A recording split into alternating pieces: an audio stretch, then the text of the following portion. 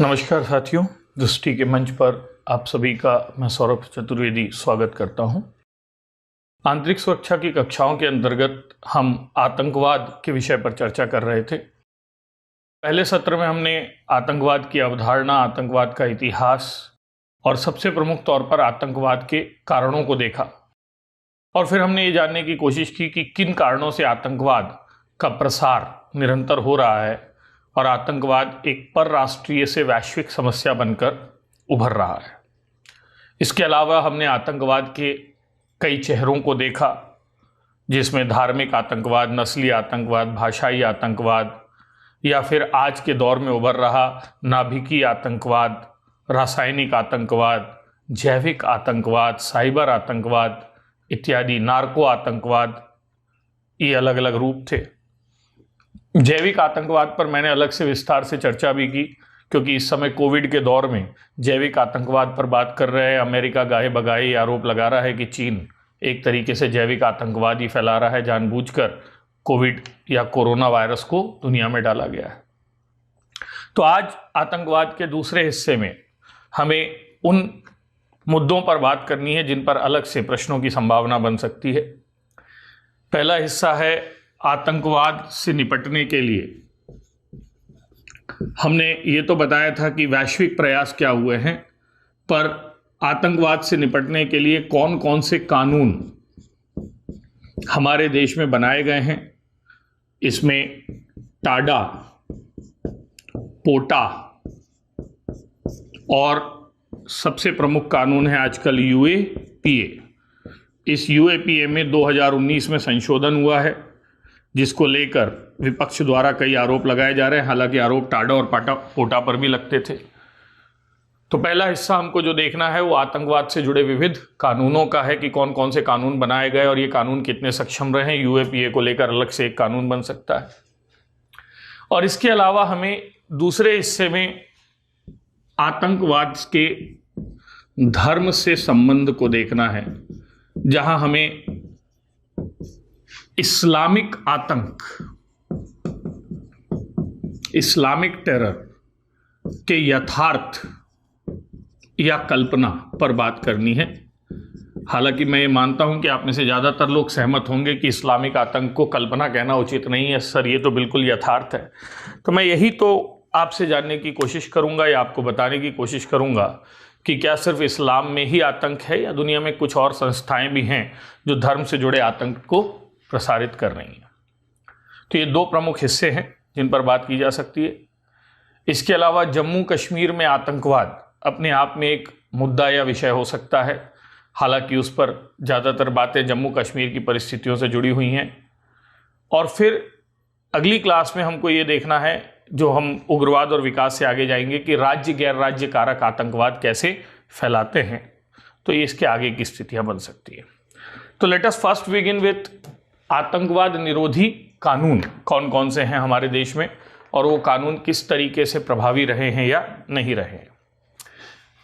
यदि आतंकवाद विरोधी कानूनों की बात की जाए तो भारत में आर्टिकल 22 के अंतर्गत एक उल्लेख है जिसका नाम है निवारक निरोध, प्रिवेंटिव डिटेंशन। और प्रिवेंटिव डिटेंशन के अंतर्गत ऐसे कानून बनाए जाते हैं जो आतंकी घटनाओं को होने से पहले ही उनसे संबद्ध लोगों को निरुद्ध कर सकें या उन्हें रोक सकें या उनके खिलाफ सक्रिय कार्यवाही कर सकें, पार्ट 1। या फिर इस कानून का भय उन्हें ऐसी गलतियों को करने से रोके। यदि हम निवारक निरोध कानूनों के इतिहास पर जाएंगे तो मेरा ऐसा मानना है कि 1919 में जो रोलेट एक्ट था, तो आपको यदि याद हो, ब्रिटिश काल में सिडनी रोलेट की अध्यक्षता में एक समिति बनाई गई भारत में क्रांतिकारी राष्ट्रवाद को रोकने के लिए, क्योंकि वो अंग्रेजों की नज़र में क्रांतिकारी आतंकवाद था। ठीक है, तो रोलेट एक्ट के जिसे हमने काला कानून या कानून विथ नो अपील नो दलील नो वकील कहा, नो अपील नो दलील नो वकील कहा, वो एक वैसा ही कानून था जिसे निवारक निरोध कानून की श्रेणी में रखा जाता था और ये आतंकवाद रोकने के लिए था। पोस्ट इंडिपेंडेंट एरा में भी हमें ऐसे कानूनों की ज़रूरत हुई क्योंकि हम देश की एकता अखंडता को अक्षुण्ण बनाकर रखना चाहते थे। हम चाहते थे कि कोई भी ऐसा अपराध जो देश की यूनिटी के खिलाफ है, देश की इंटीग्रिटी के खिलाफ है, उसे रोका जा सके। और इसीलिए हमने आर्टिकल 22 के तहत इस व्यवस्था को शामिल किया। और इस व्यवस्था के अंतर्गत यदि हम देखें तो 1950 से लेकर 2008 तक कई कानून बन चुके।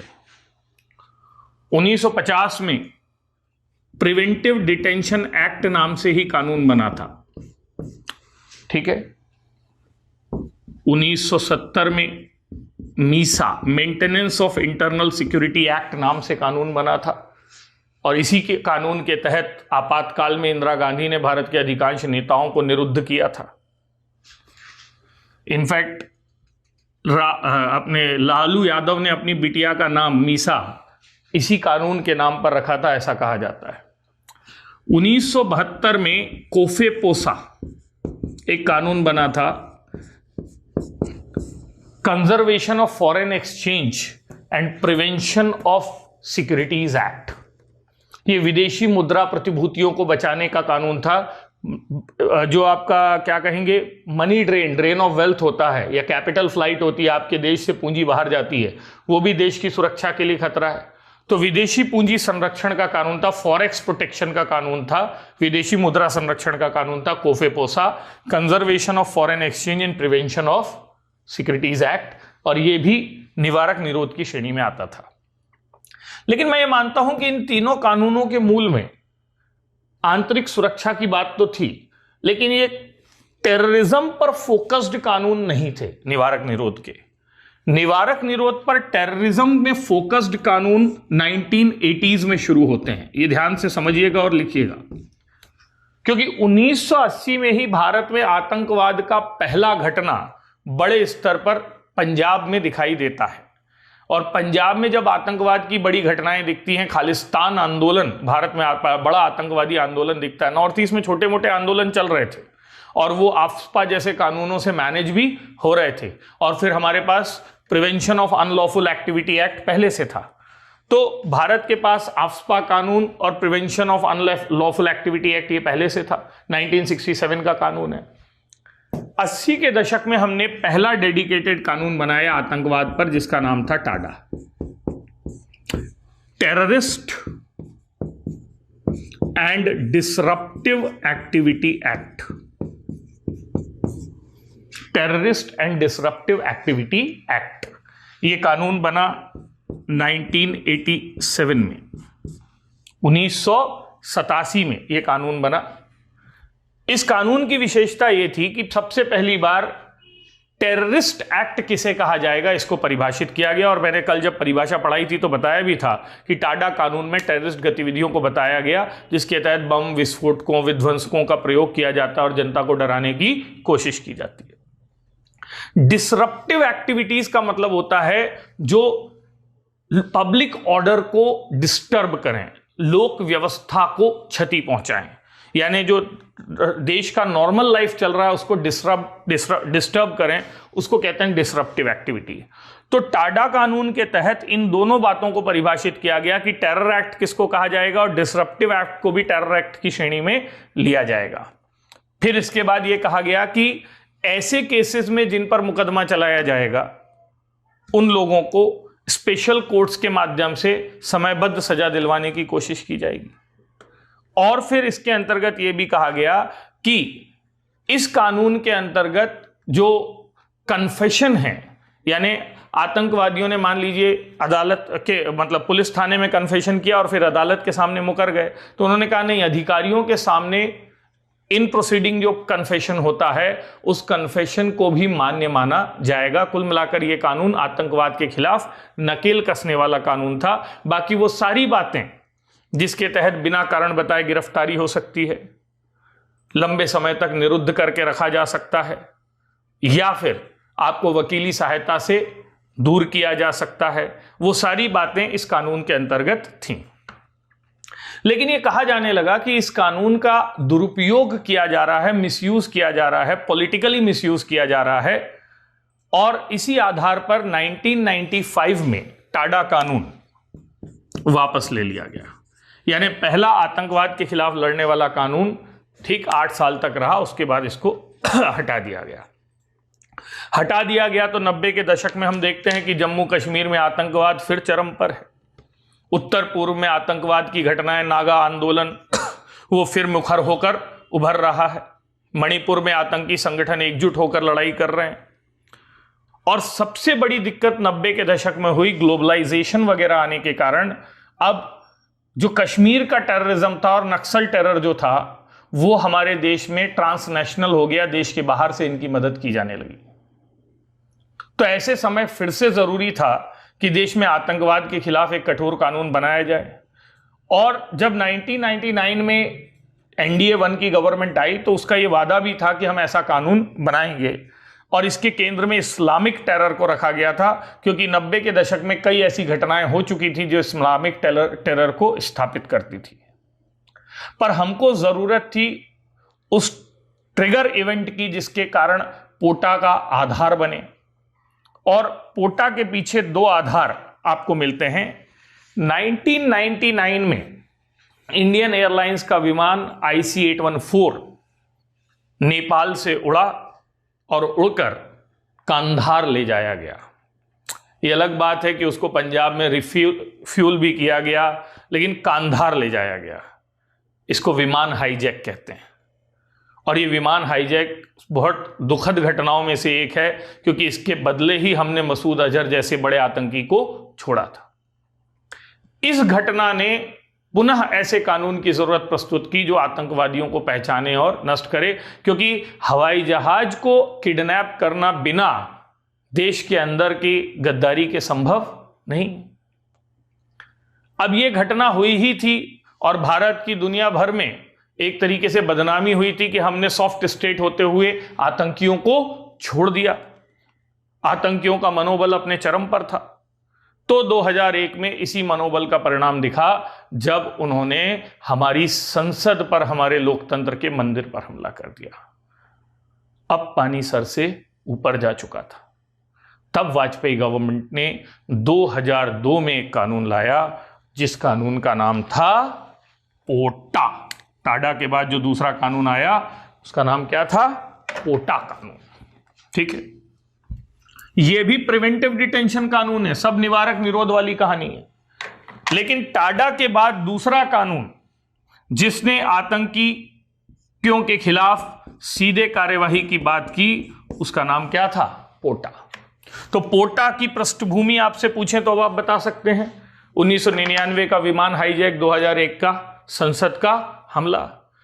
तो 2002 में prevention of terrorist activities act या प्रिवेंशन ऑफ टेररिज्म एक्ट, आप जिस ढंग से बोलना चाहें, ये लाया गया जिसे पोटा कहा गया। पोटा के प्रावधान टाडा की तुलना में और गंभीर थे, क्योंकि पोटा के अंतर्गत यह साफ कहा गया था कि अब आप व्यक्ति को 180 दिन तक निरुद्ध रख सकते हो। ये बड़ी बात है, ठीक है। दूसरी बात यह कही गई कि आप इनकी फंडिंग को रोक सकते हो, इनके अकाउंट्स वगैरह को सीज कर सकते हो, आप स्पेशल पोटा कोर्ट बनाकर त्वरित जस्टिस का प्रयास कर सकते हो। और सबसे बड़ी बात इसके अंतर्गत थी कि आप टेरर ऑर्गेनाइजेशंस की पहचान करके उन्हें प्रतिबंधित भी कर सकते हो, यानी आतंकी संगठनों की पहचान करके उन्हें प्रतिबंधित किया जा सकता है, उन्हें रोका जा सकता है। यह कहा गया कि पोटा कानून जो था, इस कानून के अंतर्गत राजनीतिक विद्वेष निकालते हुए कार्यवाही की गई और ऐसे लोगों को निरुद्ध किया गया जो सरकार के खिलाफ बोलते थे। ऐसे लोगों को निरुद्ध किया गया पोटा का प्रयोग करते हुए जो आप ये कह सकते हैं वामपंथी विचारधारा के समर्थक थे। ऐसे लोगों को निरुद्ध किया गया जो दक्षिणपंथी उभार का विरोध करते थे। कुल मिलाकर एक सीधा आरोप लगा वाजपेयी गवर्नमेंट को कि पोटा को मुस्लिम तो क्या कहेंगे, उत्पीड़न का यंत्र बनाया गया है। और इस मामले को कांग्रेस सोनिया गांधी जी ने बड़े जोर शोर से उठाया और अपने कैंपेन में कहा कि यदि हम सत्ता में आते हैं तो पोटा को वापस ले लेंगे। और अंततः वही हुआ जो नहीं होना था। 2004 में 2002 में आया ये पोटा कानून, 2 साल ही जिंदा रहा। जब यूपीए 1 की गवर्नमेंट आई तो उसने पोटा को वापस ले लिया और इस तरीके से पोटा कानून भी समाप्त हो गया। 2004 के बाद भारत फिर से अब बिना किसी एंटी टेरर लॉ के काम कर रहा है और इसका दुष्परिणाम फिर हमको 2008 में दिखा, जब मुंबई हमलों की कहानी लिखी गई।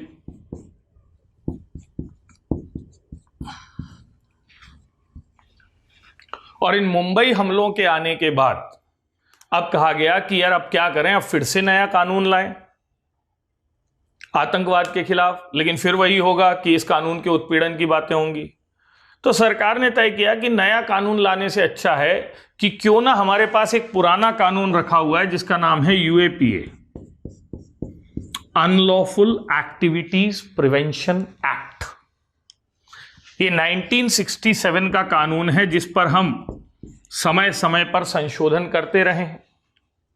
तो क्यों ना इसी कानून को कठोर बनाकर एम्बिग्यूटी ऑफ लॉज, कानूनों के विरोधाभास से बचा जाए और हमारे पास एक ही कानून हो जो आतंकी संगठनों को बैन भी करता हो। अभी तक हमने देखा था यूएपीए का मूल उद्देश्य क्या था कि जो आतंकवादी संगठन हैं उन संगठनों को क्या करना, बैन करना। तो उन्होंने कहा संगठनों के साथ व्यक्तियों को भी शामिल कर दिया जाए, गतिविधियों को भी शामिल कर दिया जाए, सहयोग को भी शामिल कर दिया जाए। क्यों ना यूएपीए का दायरा बैनिंग टेरर ऑर्गेनाइजेशन से बढ़ाकर रिस्ट्रिक्टिंग टेरर को कर दिया जाए। इस सोच के साथ यूएपीए में संशोधन की बात की गई और फिर 2008 में संशोधन हुआ, 2008 के बाद 2012 में संशोधन हुआ और जो सबसे बड़ा संशोधन हुआ है वो अभी हुआ है 2019 में, जो यूएपीए को सबसे बड़ा एंटी टेरर लॉ इंडिया का बनाते हैं। तो हमारी यात्रा जो टाडा पोटा से शुरू हुई थी अंततः जाकर कहां रुकी है, यूएपीए पर रुकी है। और यदि आपसे कोई पूछे कि इस समय भारत में आतंकवाद से लड़ने के लिए सबसे बड़ा कानून क्या है, तो आप कहेंगे एंटी टेरर लॉ इस समय जो भारत में सबसे बड़ा है उसका नाम है unlawful activity prevention act 1967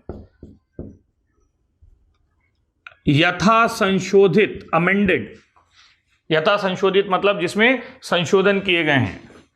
1972, 1986, 2004, 2008, 2012 and now 2019। तो पहले मैं आपको 67 का मूल कानून बता रहा हूं और उसके बाद कोशिश करूंगा कि आपको इसमें बदलाए गए संशोधनों को थोड़ा बहुत समझाने की कोशिश करूं। गैर कानूनी गतिविधि निवारक या रोकथाम अधिनियम 1967, गैर कानूनी गतिविधि निवारक अधिनियम 1967 का उद्देश्य देश के अंदर गैर कानूनी गतिविधियों, अनलॉफुल एक्टिविटी, गैर कानूनी गतिविधियों और इन गतिविधियों में लिप्त संगठनों पर लगाम लगाना था। गैर कानूनी गतिविधियों और इसमें लिप्त संगठनों पर लगाम लगाना था, जिसके अंतर्गत, ठीक है, इन संगठनों से कुछ फंडामेंटल राइट्स वापस ले लिए जाते थे, क्योंकि फंडामेंटल राइट्स हमारे किसके अधीन हैं, युक्ति युक्त निर्बंधन के अधीन है, रीजनेबल रिस्ट्रिक्शंस का विरोध करते थे। ठीक है, जैसे आर्टिकल 19 के अंतर्गत या 19A के अंतर्गत freedom of expression, peaceful gathering, मैं फिर से कह रहा हूं, आर्टिकल 19A के अंतर्गत भाषण या अभिव्यक्ति की स्वतंत्रता, शांतिपूर्ण बिना हथियारों के एकत्रित होने की स्वतंत्रता, या फिर तीसरे लेवल पर हम बात करें संगठन या एसोसिएशन बनाने की स्वतंत्रता, संघ या संगठन बनाने की स्वतंत्रता, ये अधिकार इस कानून के तहत छीन लिए जाते थे। ठीक है, इसके अलावा इसी कानून के अंतर्गत, मतलब मूल रूप से तो कानून में यही था, ठीक है, इसके अलावा इस कानून के अंतर्गत यह भी प्रावधान था कि यदि आवश्यकता हुई तो यह कानून आर्टिकल 22 के प्रिवेंटिव डिटेंशन प्रोविजंस, फिर वही बिना कारण बताए गिरफ्तारी, निरुद्ध करके रखना, वकील की मदद ना दिलवाना, नो वकील, नो दलील, नो अपील, इन प्रावधानों से भी जुड़ सकता था।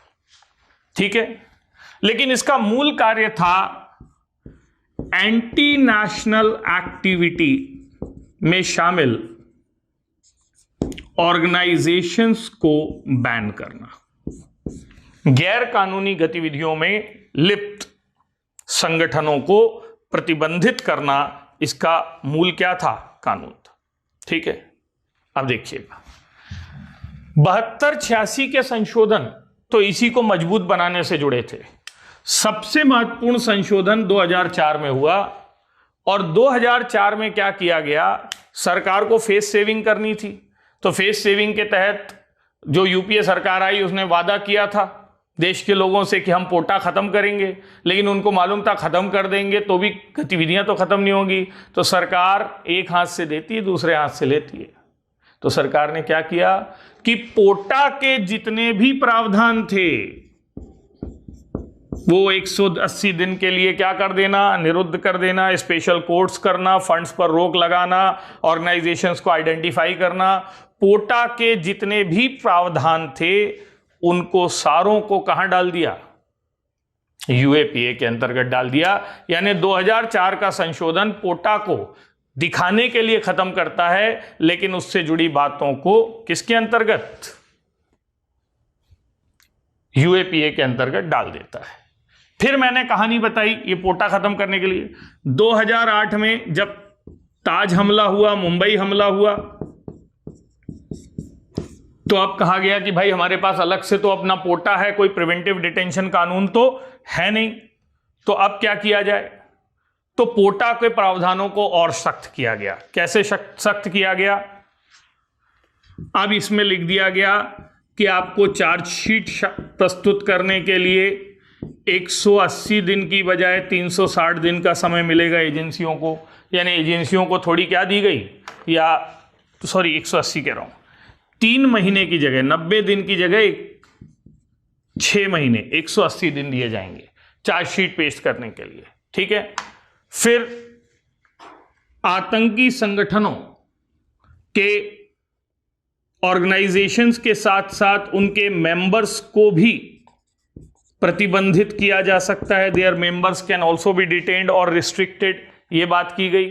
ठीक, ये कहा गया कि आतंकी विचारधारा के प्रचार को, आइडियोलॉजी को फैलाने पर भी बैन किया गया है। इनके फंड्स को रिस्ट्रिक्ट करने की बात अलग से की गई 2008 के संशोधन में, कि इनके पैसों को क्या किया जाएगा, संशोधित किया, रोका जाएगा। तो ये 2008 का संशोधन था। ठीक, लेकिन एक बड़ा बदलाव जो आया वो 2008 के बाद 2012 में आया, और 2012 का जो बदलाव था वो इसलिए महत्वपूर्ण था क्योंकि इसमें इकोनॉमिक टेरर को यूएपीए के अंतर्गत स्थान दिया गया, और इसमें यह कहा गया कि यदि आप देश की आर्थिक सुरक्षा को नुकसान पहुंचाते हैं तो यह भी टेरर एक्ट माना जाएगा। चाहे आप ये काम मनी लॉन्ड्रिंग के द्वारा करते हो, धन शोधन, यानी ड्रग आर्म्स के पैसे को शुद्ध बनाकर, चाहे ये काम आप FICN fake induced currency note यानी नकली नोटों के प्रसार के द्वारा करते हो तो इसको गलत माना जाएगा, चाहे आप ये काम ड्रग आर्म्स ट्रैफिकिंग के द्वारा करते हो इसे गलत माना जाएगा। मतलब टेररिस्ट की एक्टिविटीज में इकोनॉमिक टेरर एक्टिविटीज को भी इन्होंने क्या कर दिया, इनकलकेट कर दिया। और यहीं पर इन्होंने FATF का उल्लेख भी किया कि फाइनेंशियल एक्शन टास्क फोर्स के माध्यम से टेरर फंडिंग से जुड़े लोगों की हम जानकारी जुटाएंगे और यदि आप टेरर फंडिंग में किसी भी तरीके से इन्वॉल्व पाए जाते हैं तो आपके खिलाफ कठोर कार्यवाही की जाएगी। अब कुल मिलाकर 2012 आते आते ये स्थितियां बन गई कि UAPA एक ऐसा कानून था जिसके माध्यम से सरकार जिसे चाहे जब चाहे टांग सकती थी, चाहे वो आतंकी हो या उस पर आतंकी होने का शक हो या उसके आतंकी होने की संभावना हो। अब वो नक्सलवादी हो, कश्मीर का अलगाववादी हो, नॉर्थ ईस्ट का उग्रवादी हो, सरकार जिसे चाहे UAPA के तहत कठोर कार्यवाही से जोड़ सकती थी, क्योंकि UAPA एक इतना स्ट्रॉन्ग कानून बन चुका था जिसके माध्यम से सरकार चाहे तो अपने विरोधियों को भी ठिकाने लगा सकती थी। अब तक के UAPA के कानून में संशोधन के बाद अब आप ध्यान से समझिएगा, यह कहा जा सकता था कि यदि आपकी सोच से आतंकवाद झलकता है, अब देखिए सोच से आतंकवाद तो कभी उग्रता में आपके भी झलक सकता है। फिर यह कहा गया यदि आप किसी विद्रोही साहित्य से जुड़ते हैं या पढ़ते हैं, यानी यदि आपके घर में मान लीजिए माओ के कुछ लिटरेचर पढ़े मिले, लेनिन का लिटरेचर मिला, वामपंथी साहित्य मिला, नक्सली साहित्य मिला, क्रांतिकारी साहित्य मिला, तो यदि आप ऐसे साहित्य से जुड़ते हैं, ठीक, यदि आप ऐसे लोगों से मेलजोल रखते हैं, यदि आप किसी ऐसे संगठन से की मीटिंग में शामिल होते हैं, अब मान लीजिए JNU में नक्सली घटना क्या कहेंगे हत्या पर एक वो बनाया गया और कॉन्फ्रेंस आयोजित की गई जिसमें तारीफ की गई कि भाई नक्सलियों ने हत्या की और आप उसमें कहीं बैठे भी थे धोखे से, तो आप किसी ऐसे संगठन की मीटिंग में क्या होते हैं, शामिल होते हैं, या फिर ऐसे संगठन के घोषित अघोषित सदस्य बनते हैं।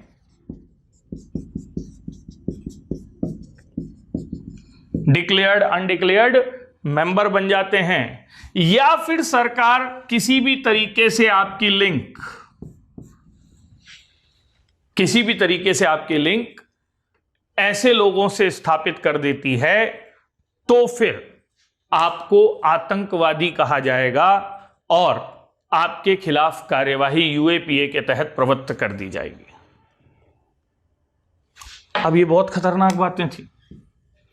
इन बातों के तहत सरकार जिसको चाहे उसको टांग सकती है, जिसको चाहे उसको आतंकी घोषित कर सकती है। और यह देखा गया कि फिर इस कानून का दुरुपयोग करते हुए UPA 2 और फिर NDA 1 के दौरान या NDA 2 के दौरान, मोदी गवर्नमेंट की रिजिम के दौरान बहुत सारे ऐसे लोगों पर कार्रवाई की गई जिन पर गैर कानूनी गतिविधियों में शामिल होने का शक था, साबित नहीं हुआ था और सबूत भी प्रभावी नहीं थे। ना साबित हुआ था, ना क्या थे, सबूत प्रभावी थे। ठीक, 2011 में विनायक सेन का मामला बहुत तूल पकड़ता है, ठीक है, जिसके लिए विनायक सेन के लिए 12 देशों के 40 नोबेल प्राप्त लोग सरकार से विरोध जताते हैं या हस्ताक्षर करते हुए एक याचिका देते हैं कि विनायक सेन को तुरंत क्या किया जाए, रिहा किया जाए।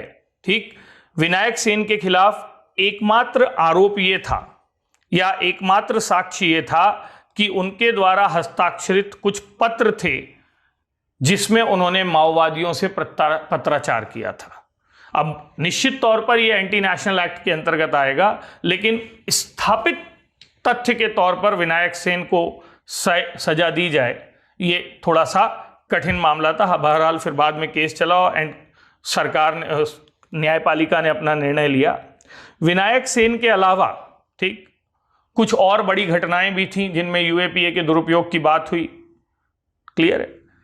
एक घटना थी हुबली कॉन्स्पिरेसी, बंगाल में हुबली जगह है जहां पर 17 विद्यार्थियों को माओवादी होने के शक में, हुबली कॉन्स्पिरेसी, हुबली षड्यंत्र, 17 स्टूडेंट्स को यूएपीए के तहत गलत तरीके से डिटेन किया गया, ऐसा कहा गया। ठीक, इसके अलावा के शाहीन, यदि मैं नाम सही से याद कर पा रहा हूं, जीएस साईं बाबा, ठीक है, कुछ निरुद्ध व्यक्तियों के नाम बता रहा हूं मैं, ज्योति चोरगे,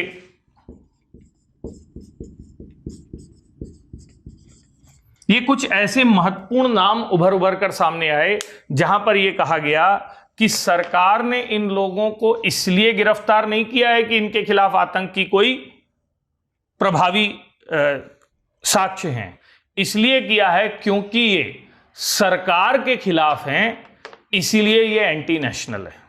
अब मेरी बात समझिएगा, ये होती है सरकार और ये होता है देश, स्टेट।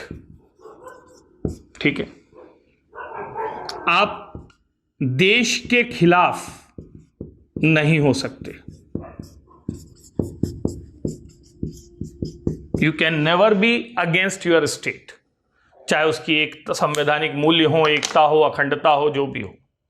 लेकिन आप सरकार के खिलाफ हो सकते हैं, सरकार की आलोचना कर सकते हैं, सरकार से प्रश्न पूछ सकते हैं, सरकार का विरोध कर सकते हैं, और यह करना ही तो लोकतंत्र है। स्वयं जेपी ने कहा था, जिंदा नस्लें सवाल पूछती हैं, सिंहासन खाली करो जनता आती है। तो यदि आप किसी भी तरीके से सरकार या वर्तमान सरकार के प्रधानमंत्री के खिलाफ बोल रहे हैं, उनकी आलोचना कर रहे हैं, उनसे प्रश्न पूछ रहे हैं या उनके विरोध का विचार रखते हैं, तो आप राज्य के खिलाफ कैसे हो गए? लेकिन भारत में दो दौर ऐसे हैं, 1970s का हिस्सा या 1972 से 76 का दौर या 75 का दौर, और 2015 से 2020 का दौर, जहां बहुत प्लान्ड तरीके से गवर्नमेंट और पीएम इज स्टेट, यह भावना जनता के मन में पैदा कर दी गई है। सरकार ही देश है, प्रधानमंत्री ही देश है। Indira is India, now Modi is India. और इफ यू क्रिटिसाइज सरकार और PM, you are criticising India. So if you criticise them, यदि आप इनकी आलोचना कर रहे हैं तो आप सीधे सीधे राज्य की आलोचना कर रहे हैं, और इसलिए आप राष्ट्रद्रोही यानी एंटी नेशनल हैं। यदि आप सरकार से सवाल पूछ रहे हैं तो आप कांग्रेसी हैं। यदि आप सरकार की बुराई कर रहे हैं या सरकार बदलने की बात कर रहे हैं तो आपको पाकिस्तान चले जाना चाहिए। और ये इतने सोचे समझे तरीके से किया गया कि लोगों को समझ ही नहीं आया। और इसीलिए आज के दौर में यदि कोई सरकार से सवाल पूछे या प्रश्न पूछे तो सीधे यह साबित कर दिया जाता है कि वो क्या है, एंटी नेशनल है। अब यहीं से यूएपीए का मामला निकलता है। तो यूएपीए के अंतर्गत चुन चुनकर उन संगठनों को, उन व्यक्तियों को केंद्रित किया गया, जो सरकार के घोर आलोचक थे, जिनमें सबसे ज्यादा जो थे कॉमरेड्स थे, वामपंथी थे। कई नाम उनमें से जुड़े हैं। उन संगठनों को, संस्थानों को टारगेट किया गया जहां सरकार विरोधी पलते थे, चाहे जेएनयू हो, चाहे डीयू हो, चाहे जादवपुर हो, चाहे हैदराबाद यूनिवर्सिटी हो। और इसी आधार पर यह कहा जाने लगा कि UAPA is a draconian law. UAPA एक ऐसा कानून है, ड्रैकोनियन कानून, तानाशाही कानून है, जो सरकार की तानाशाही को लाता है, लोगों के मूल अधिकारों को छीन ले जाता है। तो जब बहुत सारे ऐसे उदाहरण सामने आए 2012 के बाद कि, या 2000 के बाद, कि यूएपीए का मिसयूज हो रहा है, तो यूएपीए की स्क्रूटनी शुरू हुई, छटनी शुरू हुई, जांच शुरू हुई। और जांच के बाद, अब ध्यान से सुनिएगा, ये सारे तो यूएपीए के अंतर्गत बातें निकल रही थी। जो हमने यूएपीए में आलोचनाएं देखी, ये आलोचनाएं बहुत गंभीर थी। ये अलग से प्रश्न बन सकता है। यूएपीए की पहली और सबसे बड़ी आलोचना यह है कि भारतीय कानून कहता है कि आप तब तक अपराधी नहीं हैं जब तक साबित ना हो जाएं, और साबित करने की जिम्मेदारी किसकी होगी? सरकार की होगी। यूएपीए कहता है तब तक अपराधी हैं आप, तब तक अपराधी हैं जब तक आप निरपराध साबित ना हो जाएं, और निरपराध साबित करने की जिम्मेदारी आपकी खुद की है। इस भाव को समझ रहे हैं? क्रिमिनल अनलेस प्रूवन, क्या कहेंगे? फ्री। यानी पहले ये होता है कि जब तक साबित ना हो जाए अपराधी नहीं है, और ये कह रहा है जब तक आपको बरी ना कर दें तब तक आप क्या हैं? अपराधी हैं। ये कितना बड़ा विरोधाभास है, या रूल ऑफ लॉ पर क्वेश्चन है, क्योंकि विधि का शासन तो यही कहता है कि विधि सबके लिए समान होगी, विधि के समक्ष समता, समान संरक्षण। तो ये कहीं ना कहीं आर्टिकल 14 को हमारे क्या कर ले रहा है? छीन ले रहा है। 14 के अलावा इससे 19 गया। कैसे गया 19? फ्रीडम ऑफ स्पीच गई, पीसफुल गैदरिंग का अधिकार गया, ऑर्गेनाइजेशन बनाने का अधिकार गया।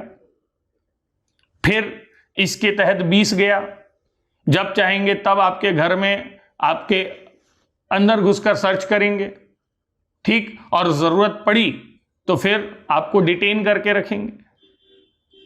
तो डिग्निफाइड लाइफ जिसको बोलते हैं, गरिमामय जीवन का अधिकार, वो चला गया। और फिर आर्टिकल 22 तो गया ही, बिना कारण बताए गिरफ्तार करके लंबे समय तक आपको निरुद्ध करके बिना वकीली सहायता के रखना।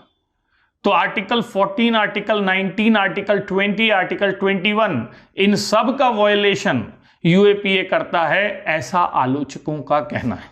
मैं नहीं कह रहा हूं, ऐसा आलोचकों का कहना है। आलोचकों का यह भी कहना है कि यूएपीए ऐसा कानून है, ठीक, जिसमें आतंकवादी किसे कहा जाएगा यह अभी भी क्लियर नहीं है, और सरकार अपनी समझ से जिसे चाहे उसे क्या बता सकती है? आतंकवादी बता सकती है। हाल ही में एक घटना हुई जिसमें केरल में एक ब्लॉगर हैं जेसन सी कपूर, या कूपर, सॉरी कपूर नहीं, कूपर, जेसन सी कूपर। उन्हें उनके वर्कप्लेस से गिरफ्तार किया गया। उन पर आरोप था कि वो माओवादी विचारधारा का प्रसार कर रहे हैं और उनके यहां से प्रो माओइस्ट लिटरेचर मिला है। उन पर यूएपीए के अंतर्गत आरोप लगा, उन्हें निरुद्ध किया गया। जस्टिन सी कूपर ने, या जेसन सी कूपर ने एक, क्या कहेंगे, लाइन कही जो इस समय यूएपीए के खिलाफ बहुत चर्चा में है। उन्होंने कहा यूएपीए के प्रावधान विचारों को भी अपराधी बना देते हैं। ये विचार है, यानी आपने सोचा भी कुछ देश सरकार खिलाफ आतंकवादी। यूएपीए के प्रावधान विचारों को भी आतंकवादी बना देते हैं। यूएपीए के प्रावधान विरोध के लिए कोई जगह नहीं छोड़ते हैं। यूएपीए के प्रावधान सरकार के से सवाल पूछने का अधिकार आपसे छीन लेते हैं। और यह आलोचना गंभीर आलोचना है यूएपीए के संदर्भ में, ऐसा माना जाता है। ठीक है, 2018 की घटना है जब इन पर ऐसा आरोप लगा था। ठीक, यह कहा गया कि यूएपीए के प्रावधानों का राजनीतिक दुरुपयोग जोर शोर से हो रहा है। किसी पॉलिटिकल स्पीच को हेट स्पीच बनाकर, टेरर स्पीच बनाकर उस संगठन को बैन किया जा सकता है, उस राजनेता को बैन किया जा सकता है जिससे आपको राजनीतिक सत्ता का खतरा है। ठीक है, यह भी कहा गया कि इस कानून के तहत तो आपको एंटीसिपेटरी बेल मिलेगी नहीं, और एंटीसिपेटरी बेल ना मिलने के अलावा आपको 30 दिनों तक अरेस्ट में, हाउस अरेस्ट वगैरह में क्या किया जा सकता है, रखा जा सकता है। यह भी चिंता का विषय है। 180 दिन में चार्जशीट देने का यदि टाइम हो तो हम तो किसी के भी खिलाफ सबूत जुटा लें या जुगाड़ लें। तो यदि पुलिस कसम खा ले या सरकार की इसको हमको आतंकवादी साबित करना है, तो 180 दिन में कोई ना कोई एविडेंस तो उसके खिलाफ निकाल ही लिया जाएगा, कोई ना कोई एविडेंस तो उसके खिलाफ बन ही जाएगा। ठीक, इन कैमरा, ये इसके अलावा सबसे बड़ा तर्क ये दिया जाता है कि यूएपीए के तहत गिरफ्तार किए गए लोगों में, ये बहुत ध्यान से समझिएगा या नोट करिएगा, अब तक ओनली 28% जो है वो एक्विंटल, आप ये कह सकते हैं सजा मिली है।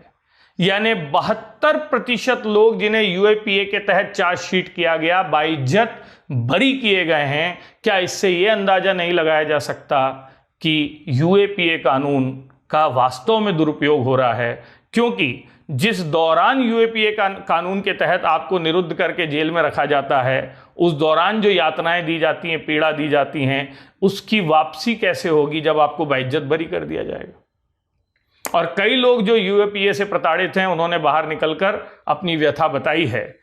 लेकिन विडंबना यही है कि देश की एकता अखंडता के लिए जब कानून बनाए जाते हैं तो उन कानूनों का दुरुपयोग भी एक व्यवहारिक सत्य होता है, क्योंकि एक्टन ने कहा है सत्ता भ्रष्ट बनाती है, पूर्ण सत्ता पूर्ण भ्रष्ट बनाती है। इन आलोचनाओं के परे वर्तमान सरकार ने यूएपीए को डाइल्यूट करने की बजाय और कठोर करने का निर्णय लिया। अब ये समझिएगा आप, और वर्ष 2019 में इसमें जो संशोधन किए गए यूएपीए कानून में, उन संशोधनों के माध्यम से अब यह कानून आतंकवाद के खिलाफ तैयार कानूनों में सबसे मजबूत कानून बनकर उभर रहा है। यदि आप हमारे गृह मंत्री जी की पार्लियामेंट्री स्पीच को याद करें तो उसी में 3-4 ऐसी बातें हैं जिनसे आपको पता चल जाएगा कि यूएपीए का कानून किस रूप में ताकतवर या किस रूप में प्रभावी होता है। मैं 2-3 बातें बता रहा हूं जिनको ध्यान से समझिएगा। पहली बात तो ये कि भारत के इतिहास में पहली बार व्यक्ति को आतंकी घोषित करने का अधिकार कानून के तहत मिला है। इसके पहले संगठन आतंकी घोषित होता था, और यदि कोई व्यक्ति उससे संबद्ध होता था तो वह अपना संगठन बदल लेता था। अमित शाह जी ने संसद में यासीन भटकल के नाम का उल्लेख करते हुए कहा कि इंडियन मुजाहिदीन का आतंकी यासीन भटकल इसलिए हमारे नियंत्रण से बाहर रहा जघन्य घटनाओं को करने के बाद भी, क्योंकि भारत में ऐसा कानून नहीं था जो व्यक्ति को क्या घोषित कर सके, आतंकी घोषित कर सके, व्यक्ति को आतंकी घोषित करके उसकी संपत्ति, उसके हथियारों को जब्त कर सके। उन्होंने एक शब्द का प्रयोग किया था, lone wolf terror. Lone wolf मतलब अकेले में आतंकी भेड़िए। तो ये जो अकेले में घूमने वाले आतंकी भेड़िए हैं, उनको कैसे रोका जाए? तो 2019 का कानून उनके खिलाफ एक व्यवस्था को लाता है। ये व्यवस्था अमेरिका में, चीन में, आपके पाकिस्तान में, यूनाइटेड सब जगहों पर उपलब्ध है। तो हमने कहा हम क्यों ना लाएं। दूसरी बात यह की गई है कि ऐसा व्यक्ति जिसे आतंकी के रूप में परिभाषित किया गया है, उसकी वित्तीय और व्यक्तिगत जानकारियों को विभिन्न एजेंसियों के साथ साझा करने की छूट होगी। तो पहला इंडिविजुअल टेररिस्ट, दूसरा ऐसे व्यक्तियों की जानकारियों को विभिन्न एजेंसियों के साथ साझा किया जा सकता है, यानी विभिन्न एजेंसियां ऐसे व्यक्तियों की जानकारियों को एक दूसरे से बांटेंगी। तीसरी बात यह की गई है कि पहले बिना राज्य सरकार की पूर्व अनुमति के आपको छापेमारी की अनुमति नहीं होती थी। अब एनआईए को मजबूत करने के लिए दो प्रावधान किए गए हैं। पहला, एनआईए बिना राज्य सरकार की अनुमति के भी यूएपीए कानून के तहत छापेमारी कर सकती है। तो ये जो आतंकी बच निकलते थे राज्य सरकार के सहयोग से, वो स्थितियां नहीं बनेंगी। इसके अलावा पहले एनआईए को कार्रवाई करने के लिए डीएसपी रैंक के अधिकारी से जोड़ना पड़ता था, जिनकी एनआईए में कमी थी। इस कानून के तहत यह किया गया है कि इंस्पेक्टर रैंक का अधिकारी भी, कौन सी रैंक का? इंस्पेक्टर रैंक का अधिकारी भी, ठीक, जांच कार्य को कर सकता है। ऐसा प्रावधान इस एक्ट में संशोधन के द्वारा किया गया है। ठीक है, तो ये सारी बातें जो यूएपीए के अंतर्गत बदलाव लाने की बात की गई है, ये यूएपीए को और प्रभावी या मजबूत बनाएंगी, लेकिन इससे जुड़ी चिंताओं को, आलोचनाओं को और अगले स्तर पर ले जाएंगी या और ज्यादा बढ़ाएंगी, ऐसा माना जा रहा है, ऐसा कहा जा रहा है। ठीक है, और इसी डर को देखते हुए नए संशोधन में कुछ सुरक्षात्मक प्रावधान भी किए गए हैं। जैसे ये कहा गया है कि जिस व्यक्ति को आतंकी घोषित किया जाएगा वो 45 दिनों के भीतर गृह सचिव के समक्ष अपील कर सकता है कि मुझे गलत तरीके से आतंकी घोषित किया गया है। ठीक है, यदि गृह सचिव के निर्णय से वो संतुष्ट नहीं है तो एक समिति को उसका मामला सौंपा जाएगा, जिस समिति में सेवानिवृत्त न्यायाधीश के साथ 2 सचिव रैंक के अधिकारी होंगे। यानी एक प्रावधान किया गया है कि यदि आपको आतंकी घोषित किया जाता है तो पहले आप गृह सचिव के समक्ष अपील कीजिए, 45 दिनों के अंदर आपकी अपील का समाधान होगा, और यदि आप उसके समाधान से संतुष्ट नहीं हैं तो आप एक समिति के सामने जा सकते हैं, जिस समिति के माध्यम से आपके टेररिस्ट होने या नहीं होने के स्थितियों को सुनिश्चित किया जाएगा। ठीक है, तो इस तरीके से अब ये कहा जा सकता है कि यूएपीए कानून भारत में आतंकवाद के खिलाफ लड़ाई में सबसे ताकतवर कानून के रूप में उभरेगा। हालांकि इससे जुड़ी चिंताओं को नकारा नहीं जा सकता, ये भविष्य में बहुत प्रोबेबल क्वेश्चन के रूप में पूछा जा सकता है। तो अब आज के सत्र के दूसरे हिस्से में हम आतंकी कानूनों से अलग धर्म और आतंक के संबंधों को समझने की कोशिश करते हैं। यहां पर आपको ये समझना होगा कि सबसे पहला प्रश्न यही पूछा जाता है कि धर्म और आतंकवाद क्या जुड़ाव संभव है? ठीक है, तो एक बोलता है जुड़ाव संभव नहीं है, एक बोलता है हां जुड़ाव संभव है। जब जुड़ाव संभव है, ठीक है, तो क्या Islamic terror is the only religious terror? यदि जुड़ाव है तो क्या इस्लामिक आतंकवाद ही दुनिया में एकमात्र धार्मिक आतंकवाद है, या कुछ अन्य धर्म भी हैं जो आतंकवाद से जुड़ रहे हैं या आतंकवादी घटनाओं को दे रहे हैं? ठीक। तीसरा, यदि दूसरे हैं भी तो impact of Islamic terror is more. Islamic आतंकवाद का प्रभाव या दबाव इतना ज्यादा क्यों है? Why India is suffering from Islamic terror? Bharat में इस्लामिक आतंकवाद क्यों दिखाई देता है? ये कुछ सवाल हैं जिनके हमको एक एक करके जवाब जानने की कोशिश करनी पड़ेगी। ठीक, सबसे पहले हम ये बात करते हैं कि धर्म और आतंक में जुड़ाव नहीं हो सकता, ऐसा क्यों कहा जाता है? ऐसा इसलिए कहा जाता है क्योंकि धर्म जिसे अंग्रेजी में कहा जाता है रिलीजन, ये इंडियन कंटेक्स्ट में ध्रा धातु से बना है और जिसका अर्थ है, संस्कृत की धा धातु से बना है, जिसका अर्थ है धारण करने योग्य। क्या धारण करने योग्य? धारण करने योग्य आचार, धारण करने योग्य विचार और धारण करने योग्य व्यवहार। और यदि धर्म धारण करने योग्य आचार विचार व्यवहार है तो फिर ये आतंकी आचार विचार व्यवहार से नहीं जुड़ सकता, क्योंकि आतंकी आचार विचार और व्यवहार धारण करने योग्य नहीं है। पहली बात, हिंसात्मक विचार, लोगों को नुकसान पहुंचाने वाला विचार कभी भी धारण करने योग्य नहीं हो सकता। दूसरे शब्दों में, यदि धर्म धारण करने योग्य विचार है, यानी वो कैसा विचार है? नैतिक विचार है, एथिकल है। जबकि आतंकी विचार कैसा विचार है? अनैतिक विचार है। धर्म नैतिकता से जुड़ता है, आतंकवाद अनैतिकता से जुड़ता है, इसलिए धर्म और आतंक में कोई जुड़ाव नहीं हो सकता। यह भारतीय परंपरा है। भारतीय परंपरा में भारतीय दर्शन यह कहता है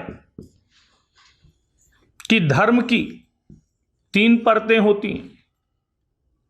एक, धर्म की मूल शिक्षाएं।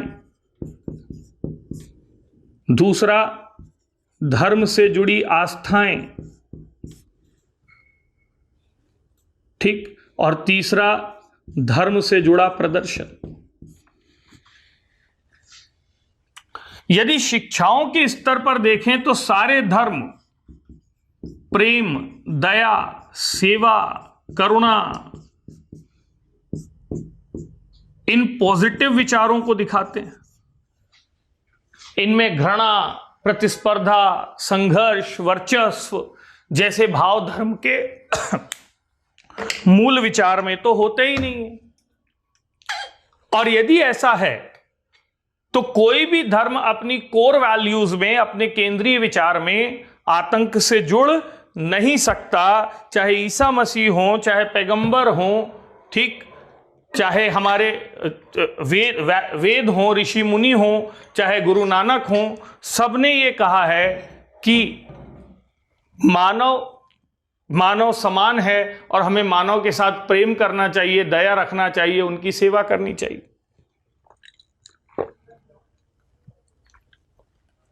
और इसीलिए यदि कोई मुझसे पूछे कि क्या धर्म अपने मूल चरित्र में आतंकवाद से जुड़ सकता है, तो मैं कहूंगा सॉरी बॉस, धर्म की जो समझ मेरे पास है उस हिसाब से धर्म अपने मूल चरित्र में, चाहे वो धारण करने योग्य विचार का हो, चाहे वो मूल शिक्षाओं का हो, आतंकवाद से कभी नहीं जुड़ सकता। इवन मैं ये कहूंगा कि हम इंडियन नहीं, वेस्टर्न कंटेक्स्ट में भी चले जाएं तो यहां धर्म जो है वो पारलौकिक आस्था का प्रतीक है,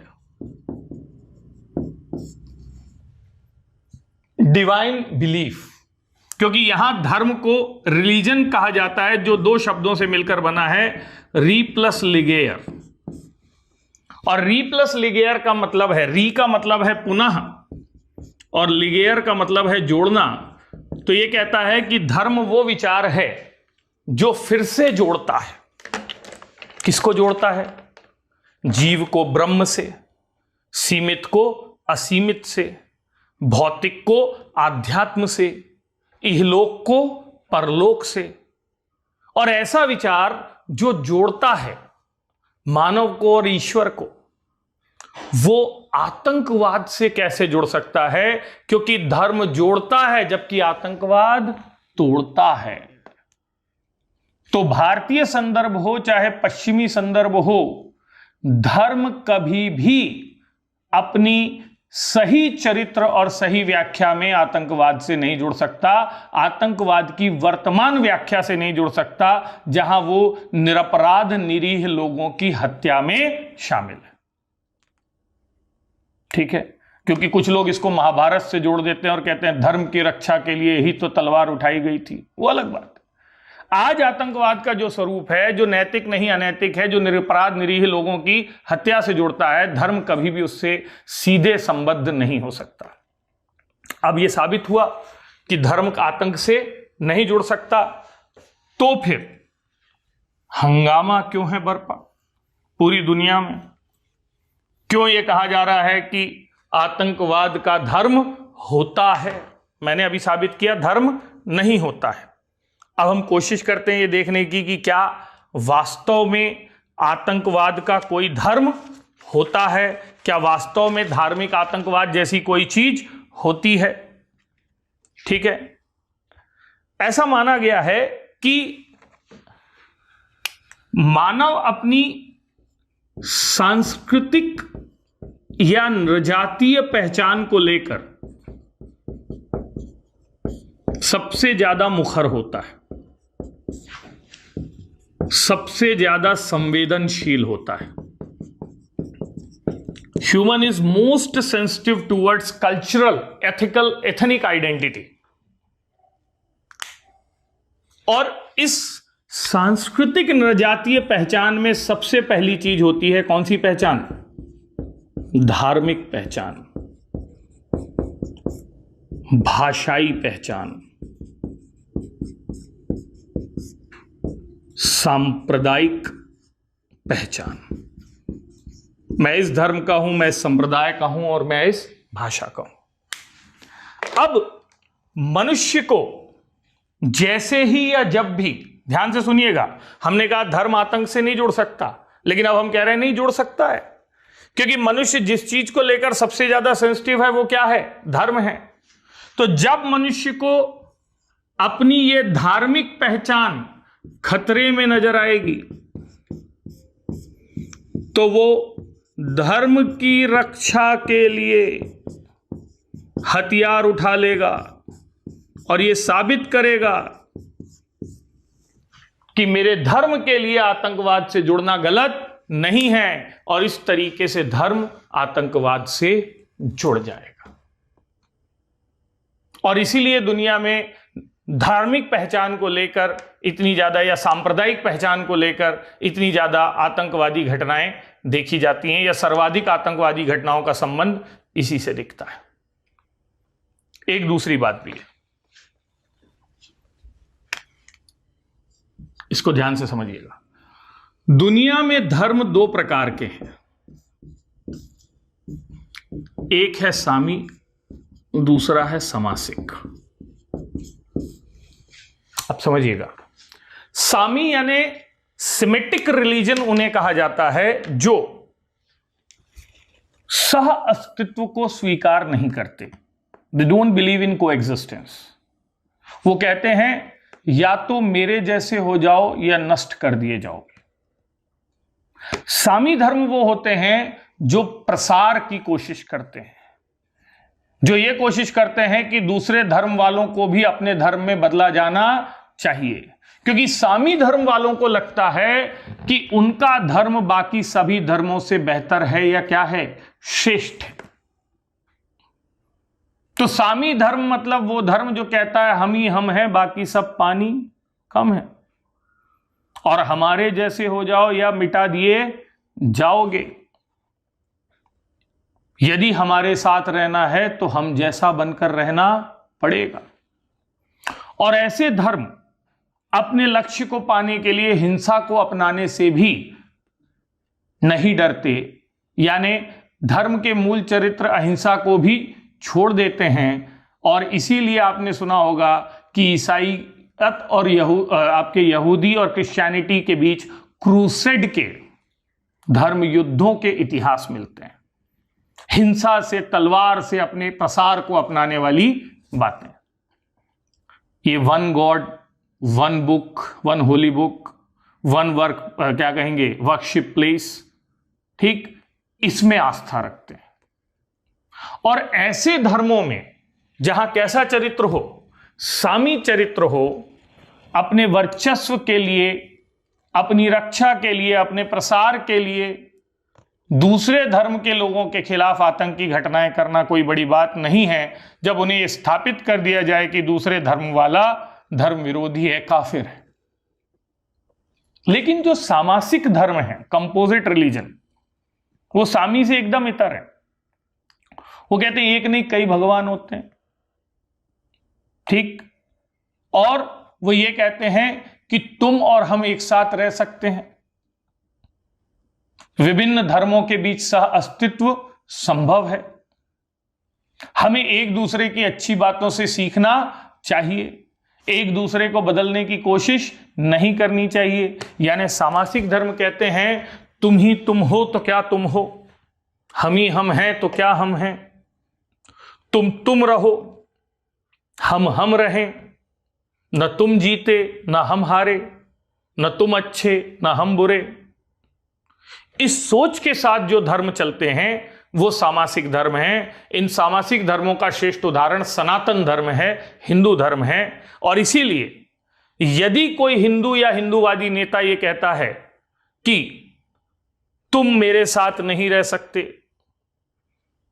तुम्हें ऐसा बदलना पड़ेगा, तुम्हें ये पहनना पड़ेगा, तुम्हें ये गाना पड़ेगा, तुम्हें ये खाना पड़ेगा, तो आई एम सॉरी टू से उसे सनातन परंपरा या हिंदुत्व की जानकारी ही नहीं है, चाहे वो टीका लगाता हो, चोटी रखता हो या किसी भी रंग के कपड़े पहनता हो। क्योंकि हिंदुत्व का अर्थ ही है सर्वधर्म संभाव, सर्वे भवन्तु सुखिना, ठीक है, वसुधैव कुटुंबकम।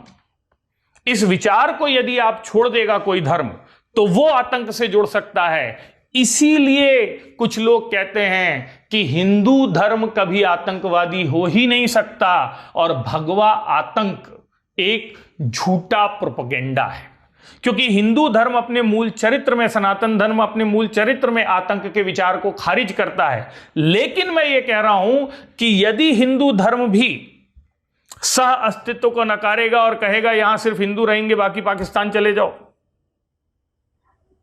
यदि हिंदू धर्म भी ये कहने लगेगा कि तुमको हमारे अनुसार अपने आप को ढालना पड़ेगा, हमारे अनुसार रहना खाना पीना पड़ेगा, यदि हिंदू धर्म सहिष्णुता को त्याग दे, तो फिर वो हिंदू धर्म भी आतंक से जुड़ सकता है, जैसा समझौता एक्सप्रेस और अन्य घटनाओं के माध्यम से कहने का प्रयास भी किया गया है। और कई जगह कट्टर हिंदूवादी संगठनों द्वारा हत्याएं की गई हैं, इनको नकारा नहीं जा सकता और गोंडसेवाद से भी इसको जोड़कर कुछ लोग देखते हैं। तो फिर कोई भी धर्म जोड़ सकता है, इवन वो बौद्ध धर्म जिसमें अहिंसा केंद्र में था, वो भी आतंकी हो जाता है जब म्यांमार में अपने अस्तित्व की रक्षा के लिए बौद्ध भिक्षुक या बौद्ध नागरिक रोहिंग्याज मुसलमानों को वहां से मारकर भगा देते हैं। यदि बौद्ध आतंक नहीं होता तो श्रीलंका में सिंहली और तमिल के बीच की लड़ाई क्या है, क्योंकि तमिलियों पर अत्याचार कौन कर रहा है। तो ये समझिए कि आतंकवाद जो है वो सिर्फ इस्लामिक आतंक नहीं है, इस्लाम में नहीं है, बाकी धर्मों में भी आतंक की स्थितियां हैं। तो पहले हम ये जान रहे हैं कि धर्म आतंक से कैसे जुड़ता है, और मैंने आपसे ये कहा कि जब धर्म खतरे में हो ये भाव जगा दिया जाए तो वो आतंक से जुड़ जाता है। जब धर्म सामी चरित्र को अपना ले तो ये जुड़ जाता है। और तीसरा और सबसे बड़ा कारण है कंट्रोल एंड इंटरप्रिटेशन। जब धर्म पर गलत लोगों का कब्जा हो जाता है, मान लो आज यदि हिंदू धर्म पर कट्टरपंथी लोगों का कब्जा हो गया, तो हिंदू धर्म को मूर्ख चरित्र से भटका देंगे और हिंदुओं को उद्वेलित करके ये कह सकते हैं कि हिंदुत्व की रक्षा के लिए तलवार उठा लो और काट डालो। और यदि धर्म की गलत व्याख्या हो जाए और यह कहा जाए कि हिंदुत्व का आभूषण है शौर्य, शिवाजी को याद करो, परशुराम को जी को याद करो, और ठीक है, भारत को हिंदू राष्ट्र बनाने के लिए बढ़ चढ़कर हिस्सा लो, हिंसात्मक कार्यवाही करो, तो निश्चित तौर पर ऐसे में जो कार्यवाही होगी वो लोक व्यवस्था, कानून व्यवस्था के खिलाफ होगी और वो आतंक के रूप में दिखेगी। तो ऐसी स्थिति में जब धर्म गलत पादरियों, उलेमाओं, संतों के हाथ में चले जाए, जब धर्म गलत व्याख्या का शिकार हो जाए, जहां महाभारत का अर्थ अलग गलत तरीके से समझाया जाए, या बहुत सरल भाषा में जिहाद का अर्थ गलत समझाया जाए और यह कहा जाए कि जिहाद का मतलब बुराई से लड़ना है, विचारों से लड़ना है, ऐसा नहीं है। जिहाद का मतलब है गैर मुसलमानों से लड़ना, उनकी हत्या करना। तो ऐसे में तो धर्म आतंक से जुड़ेगा ही। और चौथी बात, जब धर्म, वो हमने चित्र बनाया था,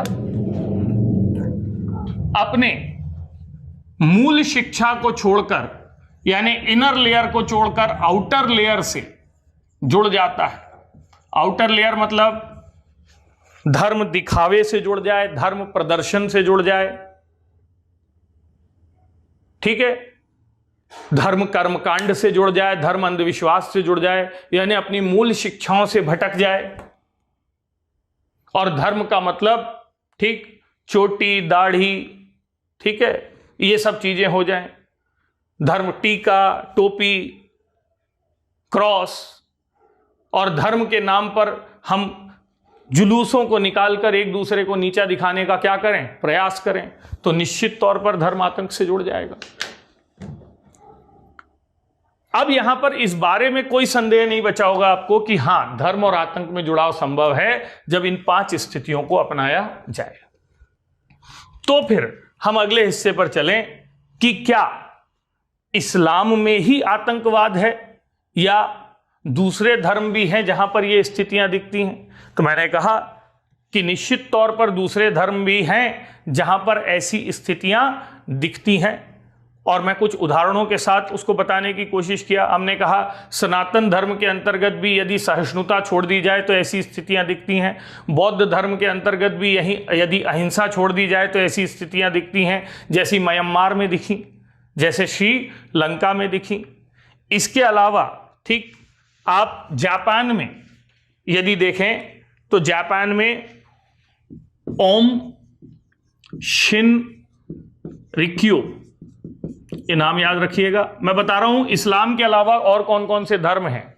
तो ओम शिन रिक्यो ये जापान में एक धर्म के रूप में आया, लेकिन इस धर्म का उद्देश्य था जापान की तबाही, क्योंकि ये जापानीज ऑर्डर से या जापानीज व्यवस्था से नाराज था।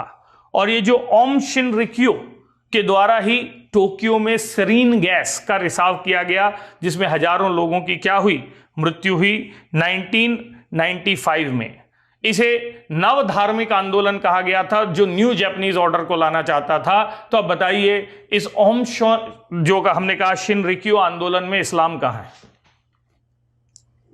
अच्छा, यही एकमात्र नहीं है, हम और बात करते हैं, चीन में चलते हैं। चलिए, मैं नाम बता रहा हूं, इस दौरान आपके मन में यह भाव आ सकता है कि सर इस्लाम के समर्थक हैं, बाद में हम खारिज करवा देंगे, ठीक है।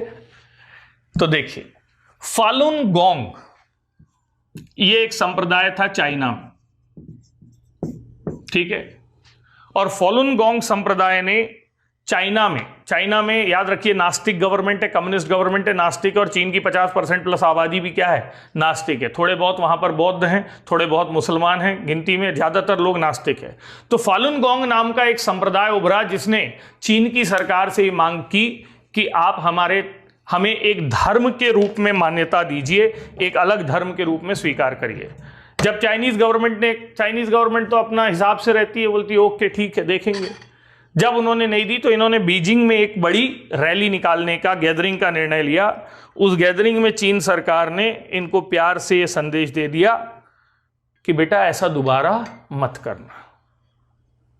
हमारे यहां जैसा नहीं है कि राम रहीम को पकड़ा तो आधा हरियाणा जला दिया धर्म मतलब अंधभक्तों ने।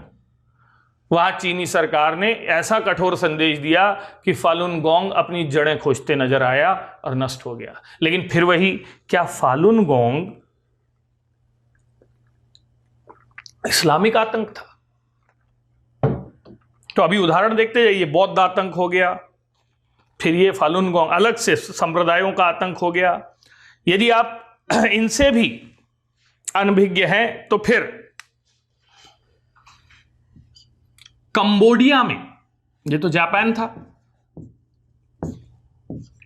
खमेर रूस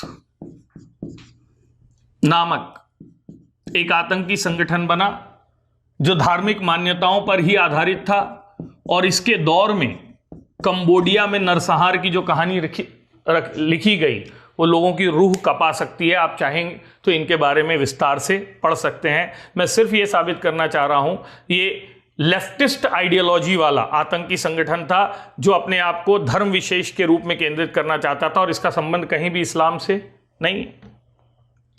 खमेर रूस से आगे चलें तो हमारे क्या कहेंगे वो वाले देश में चलते हैं, दुनिया के सबसे विकसित देश में, अमेरिका में एक विचार है कू क्लक्स क्लैन। ध्यान से सुनिएगा, कू क्लक्स क्लैन। ये लोग क्रॉस में आग लगाकर एक प्रतीक के रूप में आगे बढ़ते हैं। अमेरिका के युवा भयंकर आकर्षित हैं इसके प्रति। और ये जो कू क्लक्स क्लैन है, ये कोई नया विचार नहीं है। इसका पहला दौर 1865 से 1870, मतलब अमेरिका की, मतलब वो कहेंगे 1865 से 70, जब दास प्रथा खत्म हुई उसके बाद दिखता है कू क्लक्स क्लैन का विचार। क्यों दिखता है आप देखिएगा। 1864 if I remember correctly, America में दास प्रथा के खिलाफ लिंकन का आंदोलन सफल होता है, और इसके अगले ही साल अमेरिका में कू क्लक्स क्लैन की पहली धारा दिखती है, जिस धारा का विचार है that pure white skin is supreme to black skin. ये श्वेत व्यक्ति की श्रेष्ठता को साबित करने वाला विचार है, जो काले लोगों पर हिंसात्मक हमले करता है। कू क्लक्स क्लैन के बारे में तो यह कहा जाता है कि ये उन्हें पकड़कर उनकी चमड़ी उधेड़ता है। ठीक है, तो ये कहा जाता है कि ये व्हाइट स्किन सुप्रीमेसी का विचार है। ये विचार 1865 से 70 के बीच पहली बार दिखा, फिर सेकेंड वर्ल्ड वॉर और फर्स्ट वर्ल्ड वॉर के बीच में ये फिर से उभरा 1915 से 1944 के बीच, और इसकी तीसरी धारा फिर सेकेंड वर्ल्ड वॉर के बाद दिखाई देती है। क्या ये कू क्लक्स क्लैन के आतंकवादी इस्लामिक आतंकी हैं? स्पेन में कैटलोनियन आतंक दिखाई देता है। अगले आगे चलिए आप, स्पेन, ठीक, बास्क टेररिस्ट कैटलोनियन क्षेत्र में दिखाई देते हैं। ठीक, ये क्रिश्चियन कम्युनिटी के संप्रदाय से जुड़े हुए हैं। क्या इसमें कहीं भी इस्लामिक आतंक दिखाई देता है? और आगे देखो, दुनिया के सबसे दुर्दांत आतंकी, सबसे पुराने आतंकी के तौर पर जाने जाते हैं आयरिश आतंकी।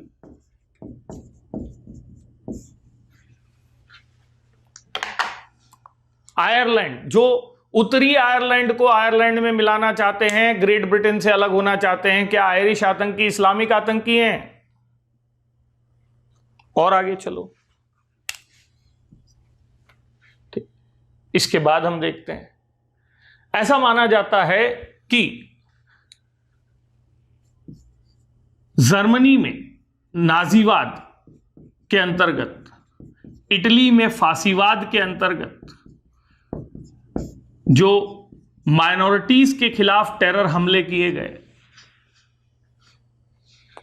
ठीक है, नस्ली आधार पर हमले किए गए, तो क्या जर्मनी में, ठीक, जो होलोकास्ट किया गया, ठीक, चेंबर का होलोकास्ट किया गया, एडोल्फ इचमैन का नाम आता है। एडोल्फ हिटलर तो थे, एडोल्फ हिचमैन, ठीक है, एडोल्फ EICHMAN, एडोल्फ आइचमैन ये नाम आता है, जिनके द्वारा होलोकास्ट को साबित किया गया, मतलब यहूदियों को गैस चैम्बर्स में, क्या कहेंगे, मारा गया।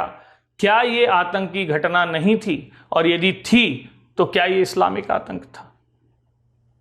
अरे, हमारे सेंट्रल इंडिया में जो नक्सली लोगों को मार रहे हैं, क्या नक्सलवादी मुसलमान हैं? वो तो आदिवासी लोग हैं। हिंदुओं से भी जुड़े हैं, मुसलमानों से भी जुड़े हैं, ईसाइयों से भी जुड़े हैं, सब धर्मों से जुड़े हैं, दलित भी हैं। और यदि ये सारी बातें हैं, और एक चीज ले लीजिए, फिलिस्तीन चलिए, फिलिस्तीन तो इस्लामिक है, तो फिलिस्तीन में जो हमास है, जो आतंकी संगठन, दुनिया का सबसे पुराना लड़ाई जो है, तो फिलिस्तीन के लोग जब इजराइल पर हमला करें तो निश्चित तौर पर इस्लामिक आतंक कहे जाएगा। लेकिन जब इजराइल फिलिस्तीन पर कब्जा करता है, आतंकी हमले करता है, तो इजराइल कौन से आतंक को दिखाता है? यहूदी आतंक को दिखाता है। और इस तरीके से दुनिया का हर वो धर्म जो सामी चरित्र को रखता है, हर वो धर्म जो वर्चस्व की लड़ाई से जुड़ गया है, हर वो धर्म जो अपनी श्रेष्ठता को साबित करना चाहता है, आतंक से जुड़ सकता है। या हर वो धर्म जो अपने आप को खतरे में महसूस करता है, वह आतंकवाद से जुड़ सकता है। ऐसे में आतंकवाद को सिर्फ इस्लामिक आतंक तक बांध देना संकीर्ण मानसिकता होगी। तीसरे सवाल का जवाब मिला आपको। लेकिन अब इस पे जाते हैं। जब सारे धर्म आतंकवाद से जुड़ते हैं, तो फिर दुनिया में हल्ला इस्लामिक आतंकवाद का क्यों है? कोई बात तो होगी। क्या कारण है कि इस्लामिक आतंक दुनिया में ज्यादा नजर आता है as compare to any other type of terror? किसी अन्य प्रकार के आतंकवाद की तुलना में इस्लामिक आतंकवाद दुनिया में ज्यादा मुखर नजर आता है। देखिए, इस्लाम के आतंक से जुड़ने से पहले के पीछे कई कारण हैं। कुछ कॉमन कारण हैं जो हमने पीछे बताया, और कॉमन में है इस्लाम सामी है, नो डाउट, इसमें कोई मतलब वो नहीं है।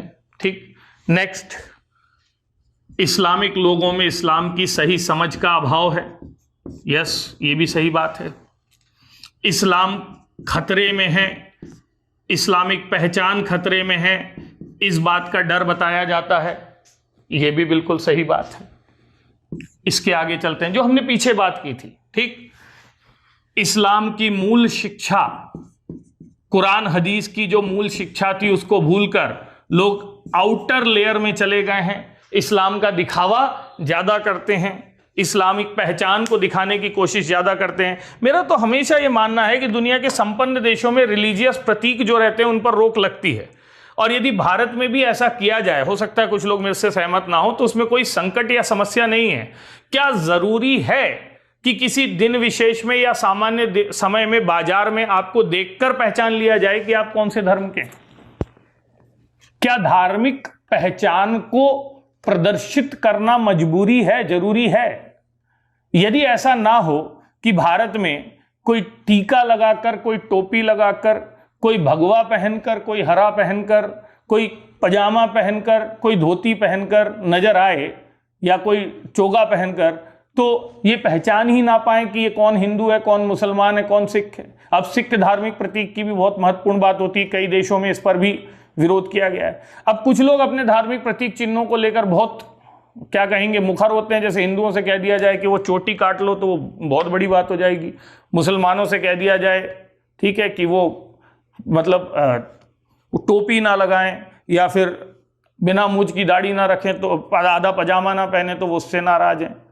ठीक। सिख अपने पंच ककार को लेकर बहुत वो हैं, कॉन्शियस हैं। ईसाई अपने क्रॉस को लेकर कॉन्शियस हैं। लेकिन इस चक्कर में हम भारतीय पहचान पर धार्मिक पहचान को हावी कर देते हैं। मैं ये कह रहा हूं, यदि ये प्रतीक ना रहें तो कहीं ऐसा ना होगा कि हम सब इंडियन नजर आएंगे, जैसे अमेरिका में होता है, जैसे फ्रांस में होता है, जैसे जर्मनी में होता है। वो लोग बोल देते हैं, इवन ऑस्ट्रेलिया, न्यूजीलैंड ने अब कह दिया है कि भाई हमारे साथ रहना है तो हमारे जैसे बनकर रहना पड़ेगा। इन देशों के कल्चर को मेल्टिंग पॉट कल्चर कहते हैं, जहां ये कहा जाता है कि आप कॉमन कल्चरल आइडेंटिटीज को अपनाइए, लेकिन आपकी जो यूनिक कल्चरल आइडेंटिटी है उसको इस घड़े में डालिए और हम मिला देते हैं। जो निकलेगा वो होगा अमेरिकी कल्चर, ठीक, ऑस्ट्रेलियन कल्चर। पहले आप उस कल्चर को रिफ्लेक्ट करें, फिर अपने नैरो रिलीजियस प्रैक्टिसेस की तरफ जाएं। तो इस्लाम में सामी चरित्र है, समझ का अभाव है, खतरे हैं, पहचान को दिखाने की प्रवृत्ति है, अलग पहचान से दिखने की प्रवृत्ति है, और यस, इस्लाम गलत हाथों में है, गलत व्याख्या का शिकार है, इन रॉन्ग हैंड्स, इन, ठीक है ना, विथ रॉन्ग इंटरप्रिटेशन।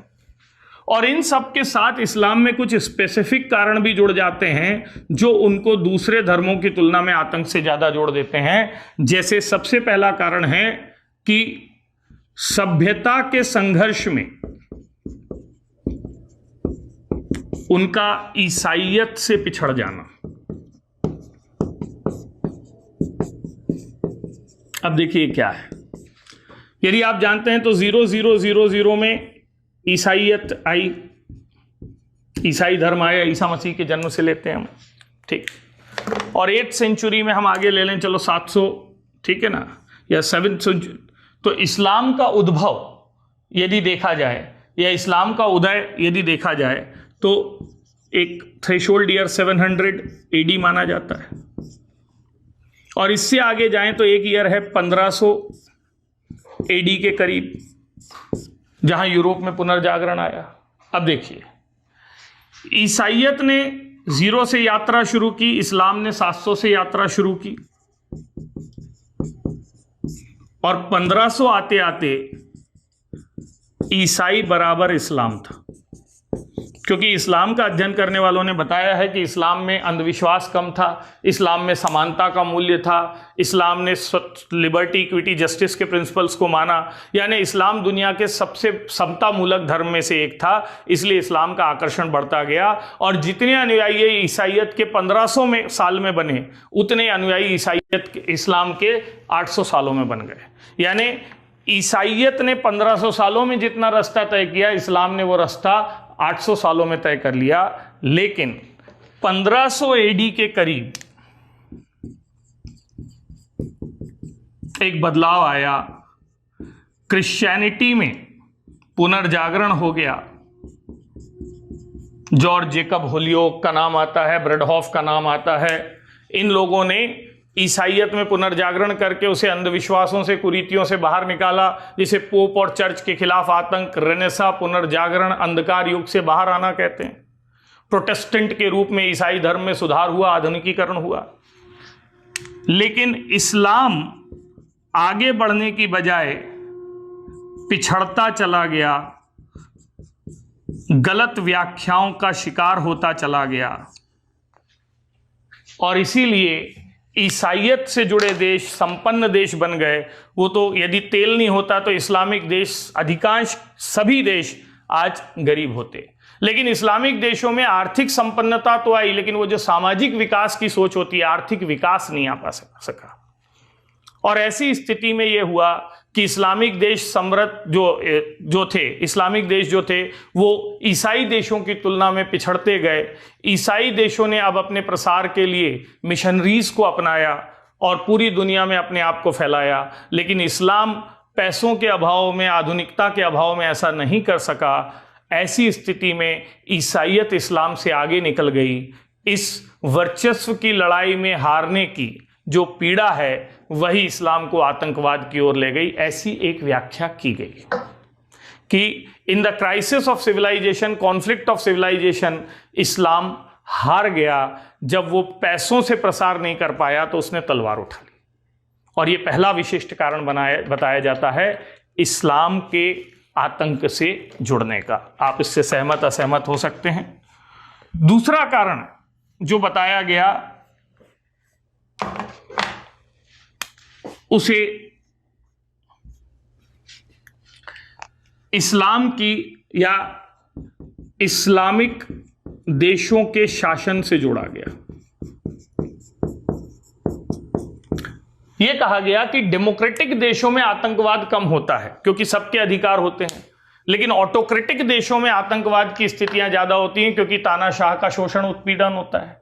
आप देखें, दुनिया में जितने इस्लामिक राष्ट्र हैं वो कभी ना कभी, कहीं ना कहीं जो है सैन्य तानाशाही से या धार्मिक तानाशाही से ग्रसित रहे हैं। चाहे वो सद्दाम हुसैन की हो, चाहे वो गद्दाफी की हो, चाहे वो मुर्सी की हो, चाहे अभी अल बशर की हो। तो जब इस्लामिक देशों का शासन तानाशाही शासन होता है तो वहां आतंकवाद की संभावनाएं बढ़ जाती हैं। और इसलिए हमने देखा कि अफगानिस्तान जैसे देश, पाकिस्तान जैसे देश जो हैं, इराक जैसे देशों में आतंकवाद की पनाहगाह देखी गई। तीसरी बात यह कही जाती है कि इस्लामिक देश असफल देश बनकर उभरे। Failed state. अब असफल देश क्या होता है समझिए। असफल देश उसे कहा जाता है जहां लॉ एंड ऑर्डर ना हो, जहां डेवलपमेंट ना हो, जहां जनता को कानून का डर ना हो। ये वो देश हैं जहां पर आंख के बदले आंख के कानून होते हैं, जहां खुलेआम हथियार बिकते हैं। तो ये कहा जाता है ये फेल्ड स्टेट। पाकिस्तान, अफगानिस्तान जैसे देश, सीरिया जैसे देश आतंकवाद की नर्सरी बन गए हैं, जहां आतंकवाद की नई पौध तैयार होती है। और इसलिए भी ये कहा जाता है कि इस्लामिक देशों में आतंकवाद दूसरे धर्मों की तुलना में या इस्लाम में आतंकवाद ज्यादा हो गया। चौथा कारण जो माना जाता है इस्लामिक आतंक के जुड़ाव का या इस्लाम और आतंक के जुड़ाव का, वो माना जाता है अमेरिका की नीतियां।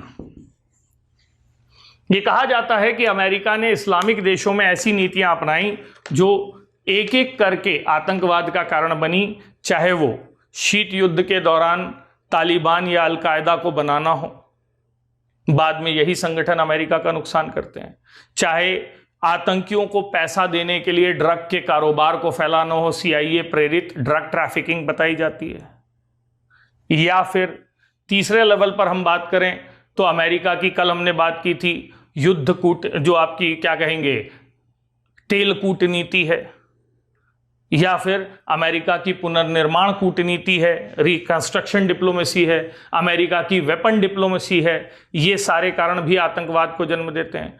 कुल मिलाकर अमेरिका ने अपने हितों के लिए मुस्लिम देशों के ऊपर अत्याचार किए, मुस्लिम देशों के के शासन में हस्तक्षेप किया, और इसलिए इस्लामिक देशों में अमेरिका के प्रति एक दुराभाव है। और उस दुराभाव के केंद्र में अब इजराइल भी है, जिसका समर्थन करके अमेरिका इस्लामिक देशों के या इस्लामिक आतंकियों के केंद्र में है। और इसलिए वो कहते हैं कि हमारा पहला दुश्मन अमेरिका और इजराइल है। फिलिस्तीन का मुद्दा इस्लामिक आतंकवाद के केंद्र में माना जाता है। दुनिया में सबसे ज्यादा आतंकी संगठन यदि बने हैं तो फिलिस्तीन की आजादी के लिए बने हैं। ये माना जाता है कि दुनिया के कहीं भी किसी भी स्थान के मुसलमान से पूछ लिया जाए दुनिया में मुसलमानों पर कहां एब्सोल्यूट टॉर्चर अत्याचार हुआ है, तो वो कहेंगे फिलिस्तीन में। सिंपल कहानी वो इस ढंग से कहेंगे कि फिलिस्तीन में किसी ने आकर पनाह मांगी और घर के से निकलकर किसी ने कहा कि अच्छा ठीक है आंगन में रह लो। थोड़े दिन बाद हुआ ये कि जो घर का मालिक था वो आंगन में था और जो आंगन में था वो घर में रह रहा है, और ज़्यादातर फिलिस्तीन पर, जेरूसलम पर, अपने क्षेत्र पर कब्जा कर रहा है। जिसने पनाह मांगी वो यहूदी थे जिन्होंने इजराइल बनाया, और फिलिस्तीन देश आज दुनिया के नक्शे में ही दिखाई नहीं देता। ये फिलिस्तीन की पीड़ा इस्लामिक देशों को आतंक से जोड़ती है, ऐसा कहा जाता है। तो जब ये सामान्य और विशिष्ट कारण एक साथ मिल जाते हैं तो इस्लामिक आतंक पैदा होता है। और ये इस्लामिक आतंक दुनिया में कितना मुखर है, ये मैं कुछ इस्लामिक आतंकी संगठनों के माध्यम से आपको बताने की कोशिश करता हूं। तो यदि हम दुनिया में इस्लामिक आतंकी संगठनों के नाम देखें, उनका स्थान देखें, तो एक कोशिश करते हैं वर्ल्ड मैप के माध्यम से आपको ये सब दिखाने की, समझाने की।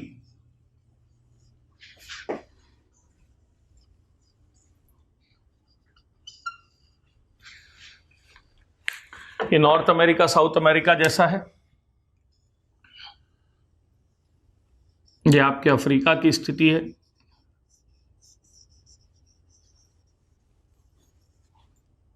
ठीक है,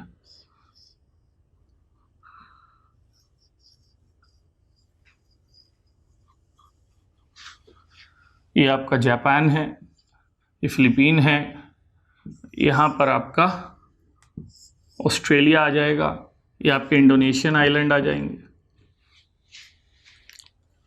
अब देखिए, दुनिया के जो बड़े आतंकी संगठन हैं जिनके नाम आप जानते हैं, ठीक है, तो इस हिस्से में मिलता है, मैं बताते जा रहा हूं, टी का मतलब है तालिबान, ठीक है, ये टी हो गया, ठीक, ये AQ अलकायदा, ठीक है, यहीं पर IS इस्लामिक स्टेट, सबसे ज्यादा आतंकी संगठन यहीं पर दिखते हैं। ठीक है, इसी स्थान पर जहां पर हमने तालिबान, अलकायदा, इस्लामिक स्टेट बताया है, इसी के आसपास आपको लेबनान में यहां पर, ठीक, हिजबुल्लाह, और इसी एच से आ जाएगा हमास। ठीक, तो हिजबुल्लाह लेबनान में है, हमास कहां पर है? फिलिस्तीन में है। ठीक, फिर इससे आगे यदि हम बात करें तो ये वाला जो इलाका है कश्मीर वाला, के लगा दिया मैंने, तो कश्मीर के आतंकी संगठन, ये सब इस्लामिक आतंकी संगठन है। लश्कर तैयबा, जैश ए मोहम्मद, हिजबुल मुजाहिदीन, इंडियन मुजाहिदीन, लश्कर तैयबा, जैश ए मोहम्मद, हिजबुल मुजाहिदीन, ठीक है ना। फिर इसके अलावा यहाँ पर रोहिंग्यास का एक आतंकी संगठन है, रोहिंग्या अल मुस्लिमीन करके, वो इस्लामिक आतंक से जुड़ा हुआ है। ये जो इंडोनेशिया का हिस्सा है, ये चाहे फिलीपीन का हिस्सा है, ये सब आईएस से प्रभावित हिस्सा है। ठीक, इसके बाद यहां पर हम हॉर्न ऑफ अफ्रीका की बात करें, ये वाला AS लिख रहा हूं मैं, अल शबाब, ये एक संगठन है। ठीक, इथोपिया में बेस्ड है। ठीक है, इसको याद रखिएगा। हिजबुल्लाह हमने कहा लेबनान में है। ठीक है, हमास फिलिस्तीन में है। ठीक है, इसके अलावा हक्कानी नेटवर्क, एक नाम सुना होगा, वजीरिस्तान एरिया है यहां पर, तो यहां एक हक्कानी नेटवर्क नाम का संगठन है, ये वजीरिस्तान क्षेत्र में दिखता है। दुनिया का सबसे कुख्यात संगठन यहां दिखता है आपको नाइजीरिया में, और संगठन का नाम है BH, बोको हरम। क्या नाम है? बोको हरम। तो बोको हरम एक संगठन है। ठीक है, ये अपने आप में बहुत कट्टर संगठन के तौर पर दिखाई देता है, तो बोको हरम की चर्चा हो सकती है। ठीक है, अब हम एक एक करके यदि इनमें से कुछ प्रमुख संगठनों के बारे में चर्चा करने की कोशिश करेंगे, तो तालिबान निश्चित तौर पर अरेबियन, ठीक है ना। तो तालिबान का पर्शियन लैंग्वेज में मतलब होता है स्टूडेंट। तालिबान का मतलब क्या होता है? स्टूडेंट होता है। ये इस्लामिक फंडामेंटल ग्रुप है, यानी मुस्लिम कट्टरपंथी समूह है जो अफगानिस्तान में शरिया शासन को लाना चाहता है। शरिया मतलब शरीयत का कानून, शरीयत का कानून मतलब मूल कुरान, और मूल कुरान का मतलब इनका कुरान की मौलानाओं द्वारा व्याख्या से होता है। तो ये शरिया लॉ को लागू करना चाहता है। ठीक, ये मुल्लाओं द्वारा उल्लेखित लॉ होता है। इनफैक्ट इसका एक नेता भी होगा जिसके बारे में सबसे कम जानकारी मिलती है, एक आंख वाला मुल्ला उमर, जिसने शासन किया था अफगानिस्तान पर। तो ये जो तालिबान है, इस तालिबान का संबंध भारत के संदर्भ में आपके उससे एयर इंडिया के विमान या 814 के उस किडनैपिंग से होता है। ये तालिबान ही है जो 1996 से 2000 या 1994 से 1996 के बीच, ध्यान से सुनिएगा, 94 से 96 के बीच मिलिशिया मतलब धर्म के योद्धा के तौर पर दिखता है। और 1996 से 2001 का दौर दुनिया का सबसे खतरनाक दौर है, जब तालिबान शासन करता है अफगानिस्तान में, जब वो बमियान में, आपने सुना होगा, बुद्ध की मूर्ति को तोड़ता है। और फिर 2001 के बाद से तालिबान में अमेरिका द्वारा जब हमला किया जाता है और उसके बाद वहाँ से लादेन को भगाया जाता है, तो वहाँ फिर कठपुतली सरकार या अमेरिका प्रेरित सरकार बनती है। तो तब से तालिबान आतंकी संगठन के रूप में है। इस तालिबान का निर्माण 70s में अमेरिका द्वारा भी सोवियत संघ के खिलाफ लड़ने के लिए किया गया था, यानी तालिबान लड़ाके जो हैं वो अफगानिस्तान में सोवियत संघ के खिलाफ लड़ने के लिए तैयार हुए थे।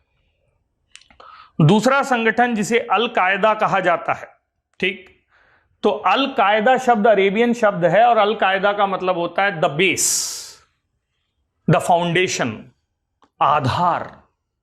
ठीक, और अल कायदा ये मानकर चलता है, ये भी वो लोग हैं जो अमेरिका द्वारा सोवियत संघ के खिलाफ लड़ने के लिए अफगानिस्तान में तैयार किए गए थे। ठीक है। लेकिन जब शीत युद्ध समाप्त हुआ, सोवियत संघ का विघटन हो गया, तो अल कायदा के लोग बेरोजगार हो गए।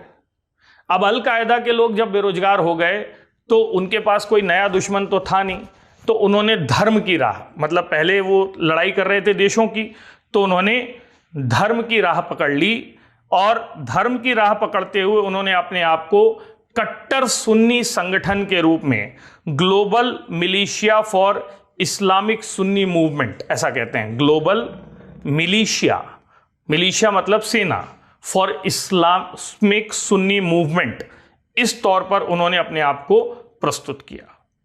और धीरे धीरे अल कायदा का प्रभाव नॉर्दर्न अफ्रीका और अरब देशों पर बढ़ता गया। ठीक, सऊदी अरब में जब अमेरिका ने अपनी सेना उतारी तो अल कायदा के लोगों ने इसका विरोध किया, और उन्होंने कहा, यहां से अमेरिका और उनका मामला बिगड़ता है, और उन्होंने कहा कि सऊदी अरब का जो राजा है, जिसका नाम है अल सऊद फैमिली वहां पर है, जिसके 900 पुरुष देश को चलाते हैं, और सऊदी अरब दुनिया का सबसे कट्टर इस्लामिक देश है। और सऊदी अरब में कट्टर सुन्नी विचारों को, शासन को जिसको अपनाया जाता है, उस विचार का नाम है वहाबी विचार। ये जो बोलते हैं ना, वहाबी विचारधारा से प्रेरित हैं। तो ये वहाबी विचारधारा या वहाबी धर्म जो निकला है वो कहां से निकला है? सऊदी अरेबिया से। और ये धर्म उन प्रतीकों से जुड़ता है जो वहां का शासक परिवार, राजा का परिवार, जिसे अल सऊद फैमिली कहते हैं, उनके द्वारा जिस धर्म का पालन किया जाता है वो वहाबियन रिलीजन कहलाता है, सबसे कट्टर। अब देखो ध्यान से क्या हुआ। लादेन ने कहा कि सऊदी अरब की पवित्र जमीन पर, मक्का मदीना, अमेरिकी सैनिकों के जूते या पैर पड़े हैं, ये इस पवित्र जमीन का अपमान है, और इसीलिए अल सऊद फैमिली जो चाटुकार हो चुकी है अमेरिका की, वो सच्ची वहाबी या सच्ची सुन्नी सेना नहीं है, हम सच्ची सुन्नी सेना हैं। और इस तरीके से अल कायदा सऊदी अरब का दुश्मन हुआ, और सऊदी अरब के रास्ते वो किसका दुश्मन भी हुआ? अमेरिका का दुश्मन हुआ। और इसलिए अल कायदा के निशाने पर सऊदी अरब और अमेरिका दोनों होते हैं। और उन्होंने कहा कि हम सच्चे वहाबी के रूप में हैं, वी आर द रियल वहाबीज। और ये अल कायदा जो है, ये लादेन के उसमें मतलब झंडे तले फला फूला, और फिर इसी ने 2001 की बड़ी घटना को जन्म दिया, जिससे अल कायदा सबके नोटिस में आया, सबके निशाने पर आया, जब उसने कहा कि हम रियल रिप्रेजेंटेटिव हैं वहाबी ओपिनियन के। ठीक है। तीसरा संगठन जिसे आईएस कहा जाता है, आईएस कहा जाता है, आईएसआईएल कहा जाता है, इसको दाएश भी कहा जाता है। एक नाम आईएस है, एक आईएसआईएस है, एक आईएसआईएल है, एक दाएश, ये नाम भी इनको दिया जाता है। ठीक है। अब देखिए, तो यहां Islamic state in Iraq and Syria, Islamic state, ठीक, इन लेवेंट, इस ढंग से वर्ड यूज किया जाता है, या फिर यह कहा जाता है कि यह इस्लामिक स्टेट है। अब इन सब का मूल उद्देश्य जो है वही ये सलाफी जिहादी कहलाते हैं।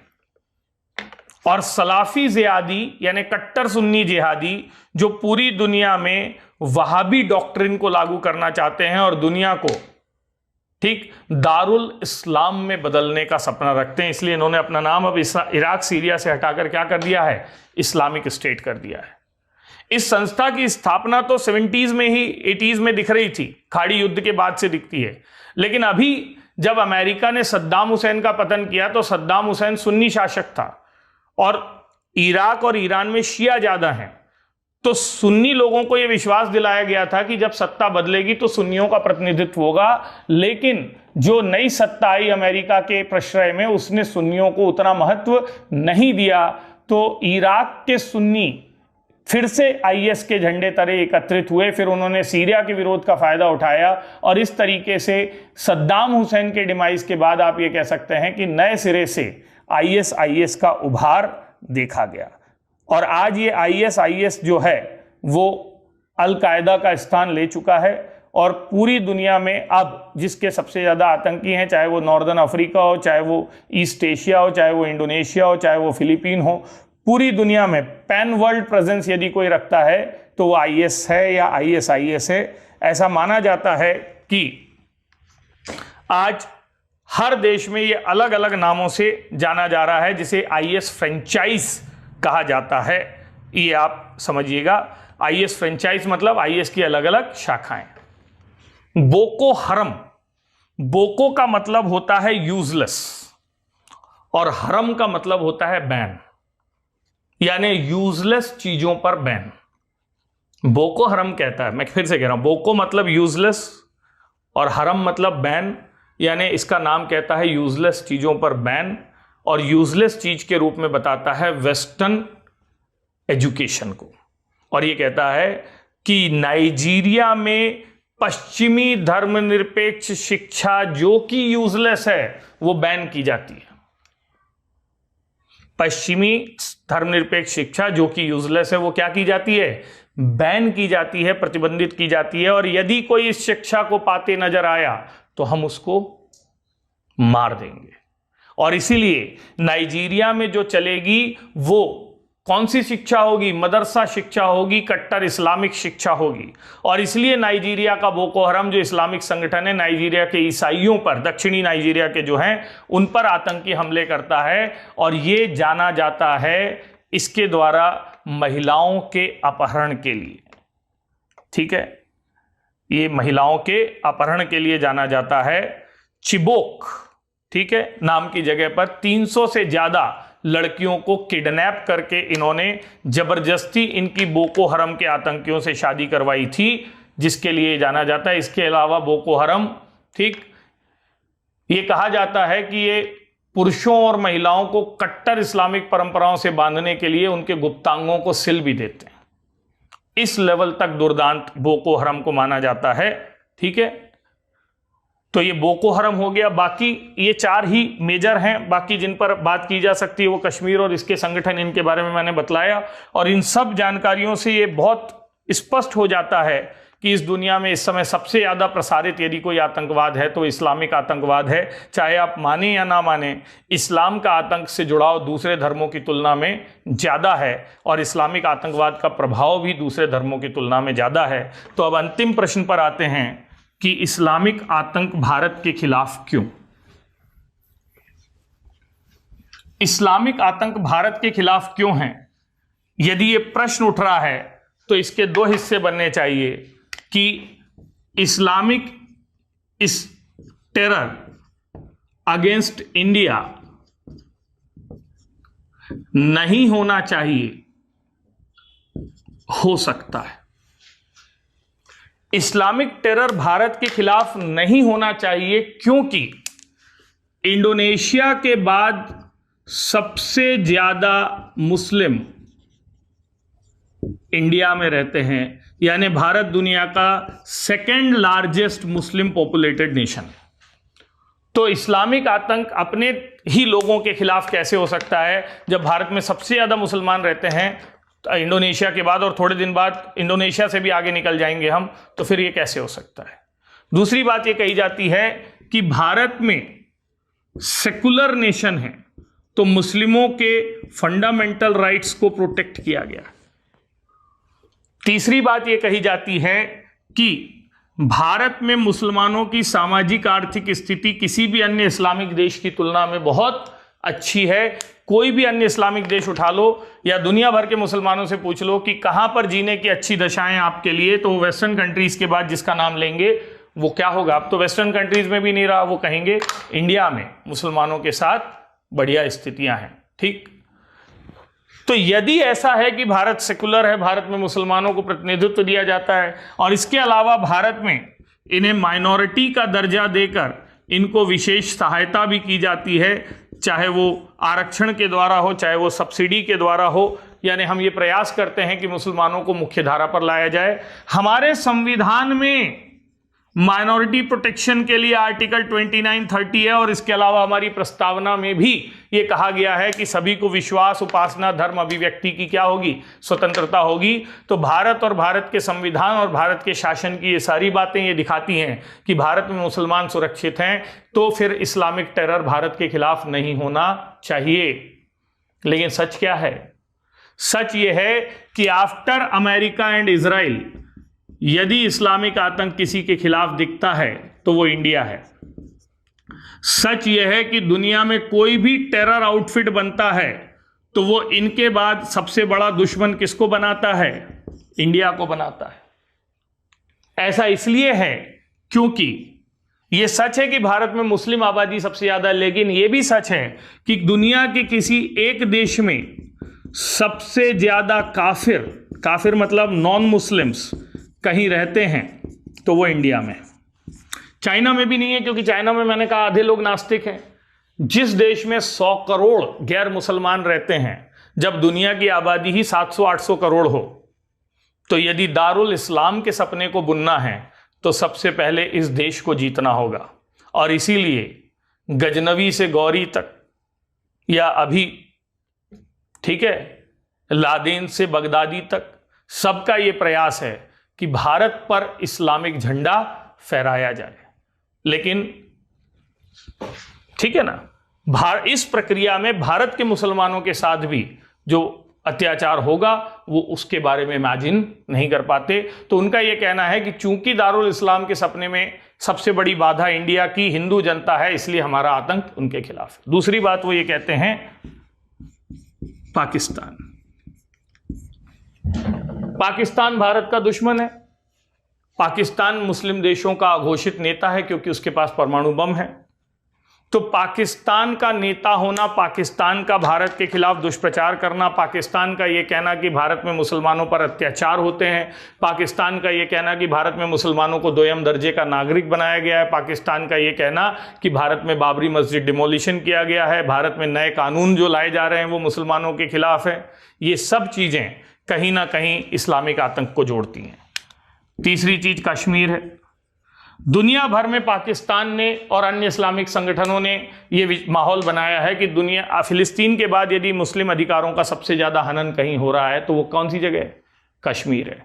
और कश्मीर भारत का हिस्सा है, तो निश्चित तौर पर फिलिस्तीनियों के बाद कश्मीर की आजादी की लड़ाई इस्लामिक आतंकियों की लड़ाई हो जाएगी और वो भारत के खिलाफ हो जाएंगे।